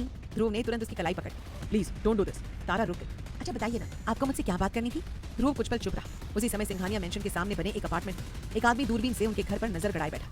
वो कोई और नहीं बल्कि उत्कर्ष मेहरा था। ध्रुव पर नजर रखने के लिए उसने सामने वाले अपार्टमेंट में एक फ्लैट किराए पर लिया था। उसने दूरबीन से ध्रुव के कमरे की खिड़की की ओर देखा और उसके चेहरे पर एक खतरनाक मुस्कान उभर आई। तो तुम वापस आ गए ध्रुव सिंघानिया? उसने दूरबीन नीचे रख दी। उसके सामने दीवार पर एक निशाना लगा हुआ था जिस पर ध्रुव और तारा की रिसेप्शन वाली तस्वीर चिपकी हुई थी। उत्कर्ष ने हाथ में डांट उठाया। उसकी नजरें तस्वीर पर टिकी थी।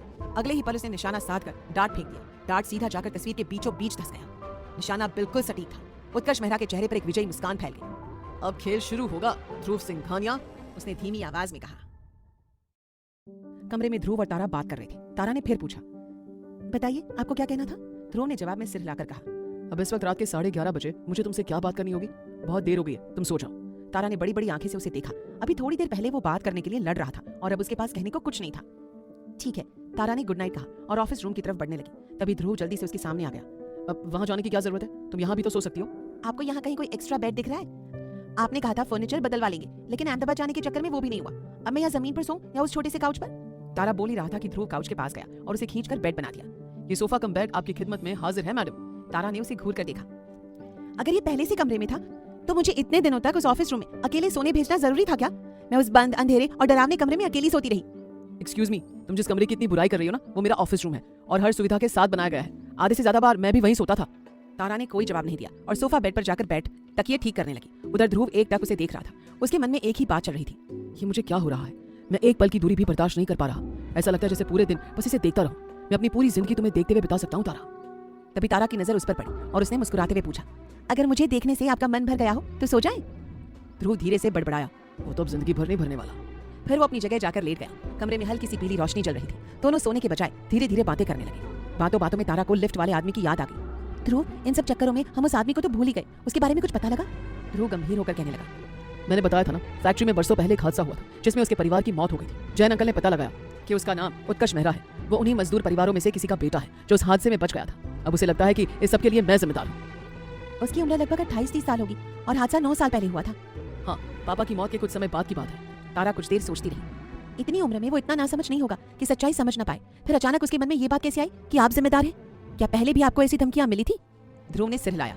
नहीं, करीब 1.5 महीने से उसके फोन आ रहे हैं। पहले वो सिर्फ उल्टी सीधी बातें करता था, इसलिए मैंने उसे गंभीरता से नहीं लिया, लेकिन उस दिन उसने पहली बार सामने से हमला किया। तारा ने गहरी सांस ली। आपकी बातों से एक चीज साफ है, वो ये सब अकेले नहीं कर रहा। किसी ने उसके मन में ये जहर भरा है।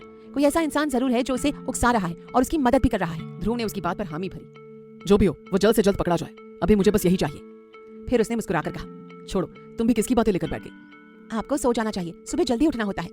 तारा ने कहा तो ध्रुव लेटे हुए सिर हिलाने लगा। मुझे नींद नहीं आ रही। तुम्हें सोना है तो सो जाओ, मैं तुम्हें परेशान नहीं करूंगा। तारा मुस्कुरा दी और कहने लगी, ठीक है, लेकिन उससे पहले आप मुझे कुछ गाकर सुनाएंगे। आप बहुत अच्छा गाते हैं। तो अब तुम दिन रात मुझसे लाइव कॉन्सर्ट करवाओगी? तारा ने हाँ में सिर हिला दिया। आखिर उसकी जिद के आगे ध्रुव को हार माननी पड़ी। अच्छा बताओ, क्या सुनना है? कुछ भी, अपना पसंदीदा गाना गाइए। ध्रुव ने धीमी आवाज में गुनगुनाना शुरू किया। तुझसे नाराज नहीं जिंदगी। तारा आंखें बंद करके उसकी आवाज सुनने लगी। उसकी आवाज में एक अजीब सा सुकून था। पता ही नहीं चला कि गाना सुनते सुनते कब उसकी आंख लग गई। जब ध्रुव का गाना खत्म हुआ, उसने तारा की तरफ देखा। वो गहरी नींद में सो चुकी थी। ध्रुव के होठों पर हल्की मुस्कान आ गई। उसने धीरे से कहा, गुड नाइट तारा, और काफी देर तक उसे यूं ही सोते हुए देखता रहा। मन ही मन उसने कहा, पता नहीं ऐसा कैसे हो गया कि तुम इतने कम समय में मेरी जिंदगी का हिस्सा बन गई। तुम्हारे साथ मैं खुद को पूरा महसूस करता हूँ तारा। शायद ये कहना जल्दबाजी होगी, लेकिन मैं तुमसे प्यार करने लगा। अच्छा हुआ तुमने मैरिज कैंसिलेशन पेपर पर साइन नहीं की, वरना मैं तुम्हें हमेशा के लिए खो देता। अब मैं तुम्हें कभी खुद से दूर नहीं जाने दूंगा। तारा को देखते देखते ध्रुव को भी नींद आ गई। अगली सुबह तारा पहले उठ गई। उसने घड़ी की तरफ देखा, 7:30 बज रहे थे। ओह, तो मिस्टर फिक्स रूटीन भी बदल गया। वो ध्रुव को सोते देख मुस्कुराते हुए कहने लगी, सोते हुए कितने मासूम लग रहे हैं, मन कर रहा है इनके गाल खींच दूं। वो धीरे धीरे उसके पास गई। जैसे उसने हाथ बढ़ाया, ध्रुव ने करवट बदल ली। इनके तो नींद में भी नखरे खत्म नहीं होते। तारा दूसरी तरफ जाकर फिर उसके गाल छूने लगी। तभी ध्रुव ने अचानक उसकी कलाई पकड़ ली। घबराकर तारा पीछे हटने लगी, लेकिन संतुलन बिगड़ने से सीधे ध्रुव के ऊपर गिर पड़ी। दोनों की नजरें एक दूसरे से टकराई। कुछ पल के लिए दोनों वहीं ठहर गए। फिर ध्रुव मुस्कुराया। बड़े शौक है तुम्हें मेरे गाल खींचने का। तारा तुरंत उठ खड़ी हुई। उसका चेहरा शर्म से लाल हो गया। मुझे बाथरूम जाना है। वो तेजी से अंदर चली गई। उसे इस तरफ भागते देखकर ध्रुव हंस पड़ा। पागल लड़की। बाथरूम के अंदर पहुंचकर तारा दरवाजे से टिक गई। उसके हाथ हल्के कांप रहे थे। मैं उनके ऊपर कैसे गिर गई? ध्रुव मेरे बारे में क्या सोच रहे होंगे? वो शर्म से अपना चेहरा दोनों हाथों में छिपाकर बैठ गई। काफी देर बीत गई। आखिरकार ध्रुव ने दरवाजा खटखटाया। तारा तुम ठीक तो हो ना? अंदर से कोई जवाब नहीं आया। उसने फिर पूछा, अगर तुम्हें टाइम लगेगा तो मैं दूसरा बाथरूम इस्तेमाल कर लेता हूँ। कुछ देर बाद धीमी आवाज आई, हाँ मैं ठीक हूँ। ध्रुव मुस्कुराया और कहने लगा, ऐसा भी कुछ नहीं हुआ कि तुम इतनी घबरा जाओ। मैं तुम्हारे बारे में कुछ गलत नहीं सोच रहा। अब दरवाजा खोलो। तारा ने धीरे से दरवाजा खोला। उसकी नजरें अब भी झुकी हुई थी। ध्रुव ने उसे देखकर हल्की मुस्कान के साथ कहा, इतनी शर्म तो मुझे भी नहीं आई जितनी तुम्हें आ रही है। तारा ने तुरंत उसकी तरफ देखा और फिर नजरें झुका ली। उसकी धड़कनें अभी भी तेज थी, जबकि ध्रुव उसे देखकर मन ही मन मुस्कुरा रहा था। तारा को शर्माते देख ध्रुव ने फिर कहा, चलो अब जल्दी से बाहर आओ, मुझे तुमसे बात करनी है। तारा चुपचाप बाहर आ गई। ध्रुव उसके थोड़ा करीब आकर धीमी आवाज में बोला, घबराहट हो रही है? तारा ने बिना कुछ कहे हाँ में सिर हिला दिया। बॉडी में एक अलग सी कपकपी उठ रही है ना, और दिल की धड़कनें वो तो संभाले नहीं संभल रही होंगी। तारा ने हैरानी से उसकी तरफ देखा। वो बिल्कुल वही कह रहा था जो इस वक्त उसके साथ हो रहा था। ध्रुव हल्का सा मुस्कुराया। मेरी तरफ इस तरह मत देखो, क्योंकि जो हालत तुम्हारी है मेरा भी कुछ वैसा ही हाल है। इतना कहकर उसने अपना हाथ आगे बढ़ाया, लेकिन फिर रुक गया। क्या मैं तुम्हारा हाथ पकड़ सकता हूँ? तारा ने पलके झपकाकर हामी भर दी। ध्रुव ने उसका हाथ थामा और अपने दिल पर रख दिया। तारा ने महसूस किया कि उसकी धड़कनें भी उतनी ही तेज थी। घबराओ मत, ऐसा सबके साथ होता है। हम अपने रिश्ते को धीरे धीरे समझेंगे और एक दूसरे को समय देंगे। कुछ पल बाद तारा ने हिचकते हुए कहा, क्या आप ग्रीष्मा के साथ भी ऐसा महसूस करते थे? पूछते ही उसे अपनी गलती का एहसास हो गया। सॉरी, मुझे नहीं पूछना चाहिए था। ध्रुव कुछ क्षण चुप रहा, फिर सिर्फ इतना बोला, नहीं। उसने पानी का ग्लास उसकी तरफ बढ़ाया। खुद को नॉर्मल करने की कोशिश करो, शायद पानी पीने से बेहतर महसूस होगा। तारा ने पानी पिया और धीमी आवाज में बोली, प्लीज मुझे गलत मत समझिएगा, ये सब मेरे साथ पहली बार हो रहा है। ऐसा नहीं है कि मैं इस रिश्ते में आगे नहीं बढ़ना चाहती, लेकिन पता नहीं क्यों आपके पास आते ही मुझे घबराहट होने लगती है। ध्रुव तुरंत बोला, ठीक है, फिर मैं तुम्हारे पास नहीं आऊंगा। मैंने ऐसा भी नहीं कहा। तारा ने जल्दी से जवाब दिया। ध्रुव मुस्कुरा दिया। तो क्या चाहती हो, मैं हर वक्त तुम्हारे आसपास रहूं? अगर ऐसा रहा तो आप काम कब करोगे? तारा ने मासूमियत से पूछा। ध्रुव हंस पड़ा। देखो बात मत घुमाओ, अब बताओ मैं तुम्हारे पास रहूं या नहीं? तारा शर्मा गई। मुझे नहीं पता। वो फिर से बाथरूम की तरफ जाने लगी। तभी ध्रुव ने पीछे से कहा, मेरे पास इतना टाइम नहीं है कि मैं फिर से आधे घंटे बाहर बैठकर तुम्हारा इंतजार करूं। मुझे बाथरूम यूज करना है, इसलिए बाहर बैठकर शर्मा लो। तारा के कदम वहीं रुक गए। ध्रुव अंदर चला गया और वो बिस्तर पर बैठ गई। उसने मन ही मन कहा, मेरा दिल कितनी तेजी से धड़क रहा था, और ध्रुव, उनका दिल भी। उन्होंने कहा कि उनकी हालत भी मेरे जैसी है, तो क्या वो भी मुझे पसंद करने लगे हैं? उसने बाथरूम की तरफ देखा। उनसे पूछूं? नहीं। अगर उन्होंने ना कह दिया तो? और अगर मेरा दिल टूटने से बचाने के लिए झूठी हाँ कह दी तो? नहीं, अभी बहुत जल्दबाजी होगी। उसने इस बारे में कुछ न पूछने का फैसला किया। थोड़ी देर बाद ध्रुव बाहर आया तो तारा अभी भी खोई हुई थी। क्या आज पूरा दिन कमरे में ही रहने का इरादा है? ऐसा कुछ नहीं है, मुझे आपसे कुछ पूछना था। आप इतने नॉर्मल कैसे रह लेते हैं? हमारी शादी के वक्त भी, उस लिफ्ट वाले आदमी की बात में भी, और अब भी। और अब क्या? तारा झेप गई। बस मेरा मतलब है कि आप हर सिचुएशन में इतने शांत कैसे रहते हैं? ध्रुव मुस्कुराया। तुम सच में सवालों की दुकान हो। खुद को नॉर्मल रखना मुश्किल नहीं है, बस ओवर रिएक्ट मत करो, चीजें अपने आप संभल जाती हैं। मैं समझी नहीं। देखो, थोड़ी देर पहले हमारी हालत एक जैसी थी, लेकिन तुम्हारी हालत तो देखने लायक थी, जबकि आई वाज नॉर्मल। तारा ने तुरंत मुंह बना लिया। आप मेरा मजाक उड़ा रहे हो? Of course not. इतना कहकर ध्रुव कमरे से बाहर जाने लगा। जाते जाते वो धीमी आवाज में गुनगुनाया, तेरे मासूम सवालों से परेशान हूं मैं। उसकी आवाज सुनकर तारा के चेहरे पर मुस्कान आ गई। वो जल्दी से तैयार होकर नीचे पहुंची, लेकिन तब तक ध्रुव ऑफिस जा चुका था। उसे वहां ना देखकर उसका चेहरा उतर गया। गायत्री देवी ने उसके चेहरे के भाव पढ़ लिए। क्या हुआ तारा? ध्रुव यहाँ नहीं है तो क्या हुआ? हम सब तो हैं। नहीं दादी, वो बात नहीं है। गायत्री देवी हंस पड़ी। लेकिन जो भी बात है वो थारे चेहरे पर खूब दिखाई दे रही है। तारा ने शर्म से नजरें झुका ली। रत्ना जी मुस्कुराते हुए बोली, तुम्हें नीचे आने में देर हो गई और ध्रुव को जल्दी में निकलना पड़ा। जाने से पहले उसका पूरा ध्यान सीढ़ियों की तरफ ही था कि कब तुम नीचे आओ और कब वो तुम्हें एक बार देख सके। तनीषा ने तुरंत उनका साथ दिया। हाँ, और हमारे ध्रुव जीजू को अपनी तारा के दर्शन किए बिना ही जाना पड़ गया। ये सुनते ही तीनों हंस पड़ी। तभी साहित्य और साक्षी भी तारा के पास आकर खड़े हो गए। साहित्य ने हाथ कमर पर रखते हुए कहा, खबरदार लेडीज, जो मेरी भाभी को किसी ने परेशान किया। आप लोग चाहो तो ध्रुव भैया को कितना भी तंग कर सकती हो, लेकिन मेरी भाभी को नहीं। साक्षी भी तुरंत बोली, हाँ, और आपने भैया को क्यों कुछ नहीं कहा? भाभी पास नहीं थी, इसलिए वो कितना धीरे धीरे और बेमन से खाना खा रहे थे। जाते वक्त भी बार बार ऊपर देख रहे थे। गायत्री देवी हंस पड़ी। बात तो एक ही है। अब तारा ध्रुव के लिए परेशान है और पहले ध्रुव तारा के लिए परेशान हो रहा था। उधर भी यही हाल। फिर उन्होंने मुस्कुराकर तनीषा की तरफ देखा। तनीषा ने तुरंत गुनगुनाना शुरू कर दिया, जो हाल दिल का इधर हो रहा है। उन सबके बीच बैठी तारा अपनी मुस्कान छिपाने की कोशिश कर रही थी। बातों का विषय बदलने के लिए वो जल्दी से बोली, अच्छा माँ, मैं पूरे दिन कमरे में बोर हो जाती हूँ, प्लीज मुझे कुछ काम बता दीजिए। रत्ना जी ने प्यार से कहा, तुम्हें काम करने की क्या जरूरत है बेटा, यहाँ हर काम के लिए स्टाफ है। अगर तुम्हारा मन नहीं लगता तो तुम ध्रुव के साथ ऑफिस ज्वाइन कर लो या कोई हॉबी क्लास अटेंड कर लो। उनकी बात सुनकर गायत्री देवी तुरंत बोली, हाँ, ऑफिस ज्वाइन करने वाला विचार तो बहुत अच्छा है। तुम दोनों को एक दूसरे से दूर भी नहीं रहना पड़ेगा। दादी, आप फिर से मेरी भाभी को परेशान कर रही है, दिस इज नॉट फेयर। साक्षी मुंह बनाकर बोली। फिर उसने उत्साह से तारा का हाथ पकड़ लिया। भाभी चलिए हम दोनों किचन में जाकर भाई का फेवरेट खाना बनाते हैं। जब उन्हें पता चलेगा कि आपने उनके लिए खाना बनाया है तो वो बहुत खुश होंगे। साक्षी की बात सुनकर तनीषा हंस पड़ी। तब तो तुम रहने ही दो साक्षी, अगर तारा ने खाना बनाया ना तो ध्रुव जी के खुश होने का तो पता नहीं, लेकिन उनकी तबीयत जरूर खराब हो जाएगी। तारा को कुकिंग नहीं आती। गायत्री देवी ने आश्चर्य से पूछा, क्या तुम्हें खाना बनाना नहीं आता तारा बहू? लगता है तुमने वो कहावत नहीं सुनी कि पति के दिल का रास्ता पेट से होकर गुजरता है। तारा ने तुरंत जवाब दिया, तब तो मैं जरूर सीख लूंगी दादी। तनीषा धीरे से बुदबुदाई। लगता है यहाँ किसी को किसी के दिल तक पहुंचने की कुछ ज्यादा ही जल्दी लगी है। सब एक बार फिर हंस पड़े। दूसरी तरफ शाम होते ही ध्रुव जल्दी जल्दी अपना काम निपटाने में लगा हुआ था। उसे घर जाने और तारा से मिलने की जल्दी थी। मीनाक्षी उसके कैबिन में खड़ी थी। उसने ध्रुव को कभी इतनी हड़बड़ाहट में काम करते नहीं देखा था। वो हैरानी से बोली, सर आज आपकी तबीयत तो ठीक है ना, आप इतनी जल्दी क्यों कर रहे हैं? ध्रुव ने उसकी तरफ सख्त नजरों से देखा। मीनाक्षी तुरंत बोली, अब मैं तो बस ऐसे ही पूछ रही थी। ध्रुव ने फाइल उसकी तरफ बढ़ाते हुए कहा, इन फाइल्स को पढ़ लेना, जिन डिजाइन को तुम यूजलेस समझो उन्हें फेंकना मत, उनकी कमियां अलग से नोट करना ताकि बाद में उन पर काम किया जा सके। मीनाक्षी सिर हिलाकर वहां से चली गई। तभी ध्रुव की नजर अभी अभी आए एक ईमेल पर पड़ी और वो हैरान हो गया।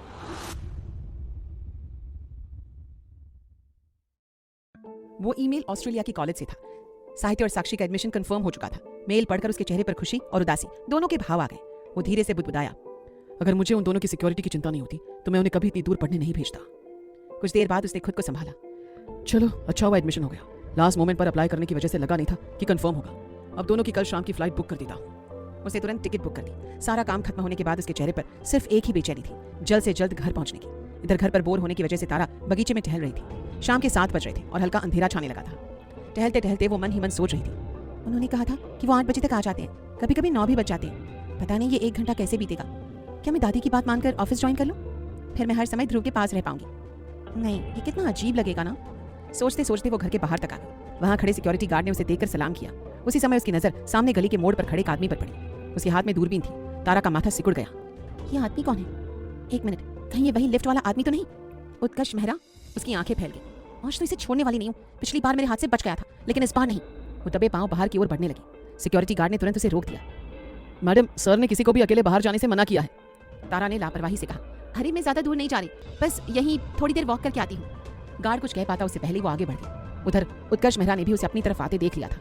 उसके चेहरे पर एक खतरनाक मुस्कान उभर आई। ये उसके लिए अच्छा मौका था। तारा को चोट पहुंचाकर वो ध्रुव को सबक सिखा सकता था। वो भागा नहीं, बल्कि उसने अपनी जेब में हाथ डाला और एक धारदार चाकू निकाल लिया। फिर वो बिल्कुल शांत खड़ा होकर तारा के अपने पास आने का इंतजार करने लगा। तारा सड़क पर बेसुध हो उत्कर्ष मेहरा की तरफ बढ़ी रही थी कि तभी सामने से तेज गति से आती एक गाड़ी उसके बिल्कुल पास आकर रुकी। अचानक गाड़ी को अपने सामने देखकर वो घबरा गई। वो कार ध्रुव की थी। तारा को इस तरह सड़क पर देखकर उसके चेहरे का रंग उड़ गया। उसे तुरंत ब्रेक लगाया और गाड़ी से बाहर निकल आया। तुम यहाँ रोड पर क्या कर रही हो? अच्छा हुआ कि मैंने सही समय पर ब्रेक लगा लिया, वरना। वो अपनी बात पूरी नहीं कर पाया। उसके चेहरे पर डर और गुस्सा दोनों साफ दिखाई दे रहे थे। फिर उसने सख्त आवाज में पूछा, ध्यान कहाँ था तुम्हारा? पागलों की तरह सड़क पर क्यों चल रही थी? तारा ने मुंह बनाते हुए कहा, आप मुझ पर चिल्ला क्यों रहे हो? Are you serious? अगर मैंने तुम्हें देख नहीं लिया होता तो तुम्हें कुछ हो जाता। ध्रुव ने गहरी सांस ली और खुद को शांत करने की कोशिश की। अब बताओ, इतनी रात को यहाँ क्या कर रही हो? तारा तुरंत बोली, ध्रुव, वो उत्कर्ष मेहरा, वो हम पर नजर रख रहा है। मैंने अभी उसे उस गली के पास देखा था। मैं उसी के पास जा रही थी। ये सुनते ही ध्रुव का गुस्सा और बढ़ गया। और तुम उसके पीछे चली गई, ये जानते हुए भी कि वो तुम्हारे साथ कुछ भी कर सकता था? तारा ने बेपरवाही से कहा, उसकी इतनी हिम्मत नहीं कि वो मुझे कुछ कर सके। आप यहीं रुकिए, मैं अभी उसे सबक सिखाकर आती हूँ। इतना कहकर वो आगे बढ़ने लगी, लेकिन ध्रुव ने तुरंत उसका हाथ पकड़ लिया। तारा, डोंट टेस्ट माय पेशेंस, चुपचाप मेरे साथ घर चलो। उसने गुस्से से कहा, मुझे समझ नहीं आ रहा कि गार्ड ने तुम्हें इस वक्त अकेले बाहर आने कैसे दिया। लेकिन ध्रुव, वो उत्कर्ष मेहरा। मैंने कहा ना, तुम अभी इसी वक्त मेरे साथ घर चल रही हो। उसकी आवाज इतनी सख्त थी कि तारा आगे कुछ नहीं बोल पाई। वो चुपचाप उसके साथ चलने लगी। ध्रुव ने गाड़ी वहीं छोड़ी और तारा को लेकर घर की तरफ बढ़ गया। उनके जाते ही गली के मोड़ पर छिपा उत्कर्ष मेहरा धीरे धीरे बाहर निकला। उसके चेहरे पर एक खतरनाक मुस्कान थी। कहना पड़ेगा, लड़की की किस्मत काफी अच्छी है, वरना आज इसका काम तमाम होना तय था। वो धीरे से हंसा। एक तरह से अच्छा हुआ कि मैंने इसे आज नहीं मारा। ध्रुव सिंघानिया की बातों से लग रहा है कि ये लड़की धीरे धीरे उसकी जान बनती जा रही है। ध्रुव सिंघानिया, मैं इस लड़की को तुम्हारी आंखों के सामने मारूंगा। उस दिन तुम्हारी आंखों में जो तड़प होगी ना, वही मेरे दिल को सुकून देगी। इतना कहकर वो जोर से हंसा। सीटी बजाई और अंधेरे में गायब हो गया। दूसरी ओर ध्रुव अभी भी तारा को लेकर घबराया हुआ था। दोनों जैसे ही अंदर आई, गायत्री देवी मुस्कुराते हुए बोली, अच्छा तो तारा बहू घूमने के बहाने ध्रुव का इंतजार कर रही थी। उनकी बात पर दोनों बस हल्का सा मुस्कुरा दिए। अभी कुछ देर पहले हुई बात के कारण दोनों का मूड उखड़ा हुआ था। उसी समय अंदर से रत्ना जी बाहर आई। अच्छा हुआ ध्रुव तुम आ गए, वरना पूरे दिन तारा तुम्हारे इंतजार में इधर से उधर चक्कर लगा रही थी। उनकी बात सुनकर ध्रुव ने एक नजर तारा की तरफ देखा। वो अभी भी सामान्य दिखने की कोशिश कर रही थी। उसने धीमे से बुदबुदाया, मुझे लगा इन्हें जासूसी करने से फुर्सत कहाँ मिलती होगी, ये मुझे क्यों मिस करेंगी? सॉरी, तारा ने बहुत धीरे से कहा। ध्रुव ने उसकी तरफ देखा लेकिन कुछ नहीं बोला। वो मन ही मन सोचने लगा, कैसे समझाऊं तुम्हें कि मुझे तुमसे सॉरी नहीं चाहिए। मैं तुमसे नाराज नहीं हूँ, बस डरा हुआ हूँ। अगर आज तुम्हें कुछ हो जाता तो मैं खुद को कभी माफ नहीं कर पाता। उसे याद आ गया कि कैसे कुछ सेकंड्स पहले उसकी गाड़ी तारा से टकराते टकराते बची थी। उसके हाथ अब भी हल्के कांप रहे थे। रत्ना जी ने बेटे का उतरा हुआ चेहरा देखकर पूछा, क्या हुआ ध्रुव, तेरा चेहरा इतना उतरा हुआ क्यों है? ध्रुव अपने विचारों से बाहर आया। कुछ खास नहीं माँ, डब्बू और चिंटू के कॉलेज से एडमिशन की कंफर्मेशन मेल आई है। मैंने दोनों की कल शाम की फ्लाइट बुक कर दी है। बस उनके जाने के बारे में सोचकर थोड़ा परेशान था। रत्ना जी मुस्कुरा दी। अब दोनों अपनी जिंदगी की नई शुरुआत करने जा रहे हैं, हमें उनके लिए खुश होना चाहिए। ध्रुव ने सिर हिला दिया। वैसे है कहाँ वो दोनों शैतान? उसी समय ऊपर से आवाज आई, कौन शैतान? साहित्य और साक्षी सीढ़ियों से नीचे उतरते हुए आ रहे थे। तुम दोनों के लिए खुशखबरी है। क्या? तुम दोनों का एडमिशन कंफर्म हो गया है और कल शाम की फ्लाइट से तुम दोनों ऑस्ट्रेलिया जा रहे हो। अगले ही पल साक्षी खुशी से उछल पड़ी, सच में भैया? जी मैडम, बिल्कुल सच। दोनों भाई बहन ने खुशी से ध्रुव को गले लगा लिया। पूरे घर में सब खुश होने के साथ साथ उन दोनों के जाने पर उदास भी थे। रत्ना जी और तारा की आंखें नम हो गई, पर साहित्य और साक्षी ने उन्हें चुप करवाया। इसी बीच ध्रुव ने पूछा, तनु कहाँ है? तभी गायत्री देवी का ध्यान भी इस पे गया। हाँ तारा बेटी, तनीषा बेटी कहाँ है? सब फिक्रमंद हो तारा को देखने लगे।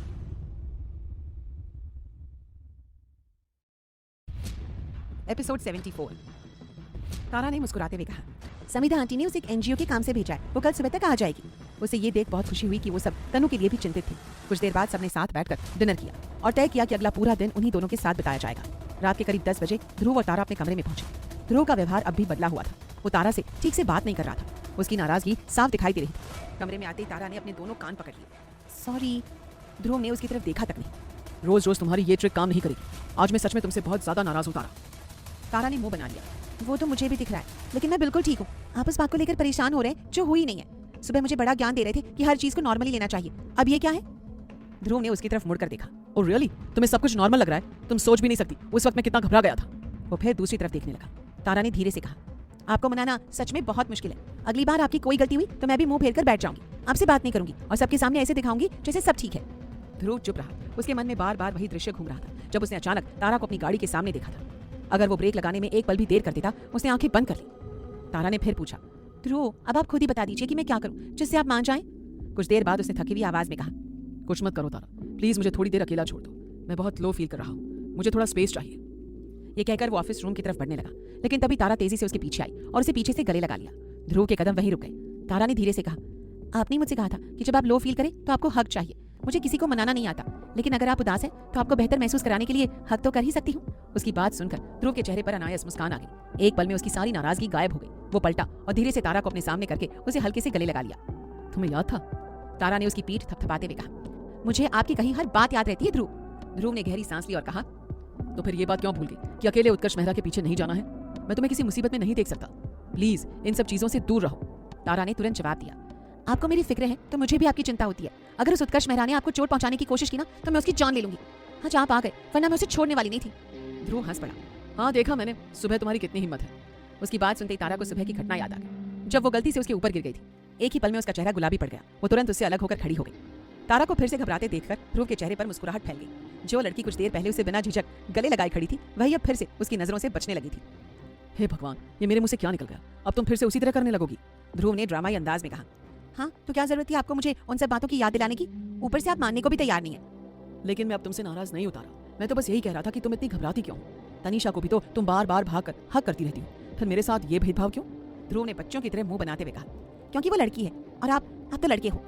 तारा के जवाब पर ध्रुव हंस पड़ा।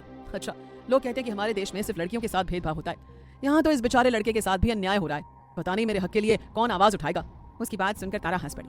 वो उसके पास आई और हल्के से उसकी नाक खींचते हुए बोली, मैंने आपको थोड़ा सॉफ्ट बनने के लिए कहा था, आप तो पूरा ड्रामा करने लग गए।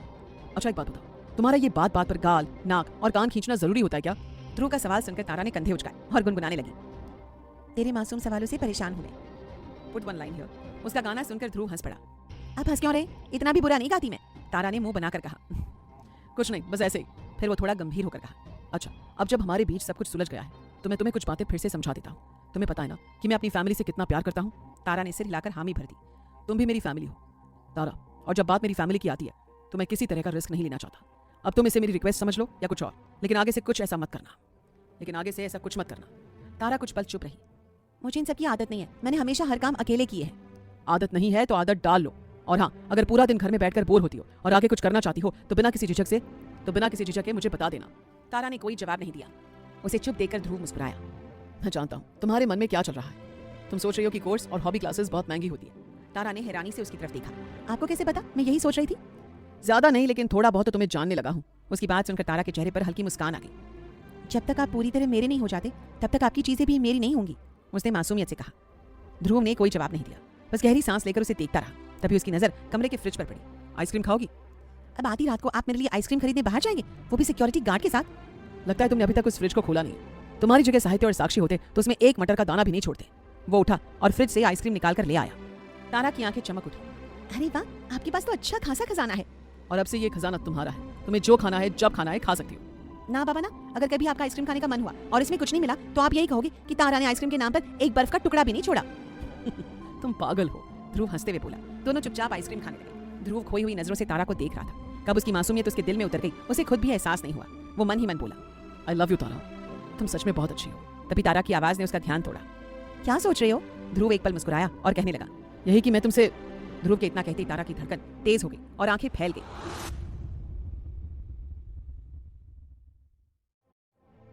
तारा ध्रुव को हैरानी से देखने लगी। तभी ध्रुव ने बात पूरी की। मैं तुमसे नाराज नहीं हूं, तो इसका मतलब ये नहीं कि आगे भी नहीं होगा, इसलिए केयरफुल रहना। ध्रुव के कहते ही तारा ने आंखें बंद कर ली। उसे लगा था कि ध्रुव कुछ और कहने वाले हैं।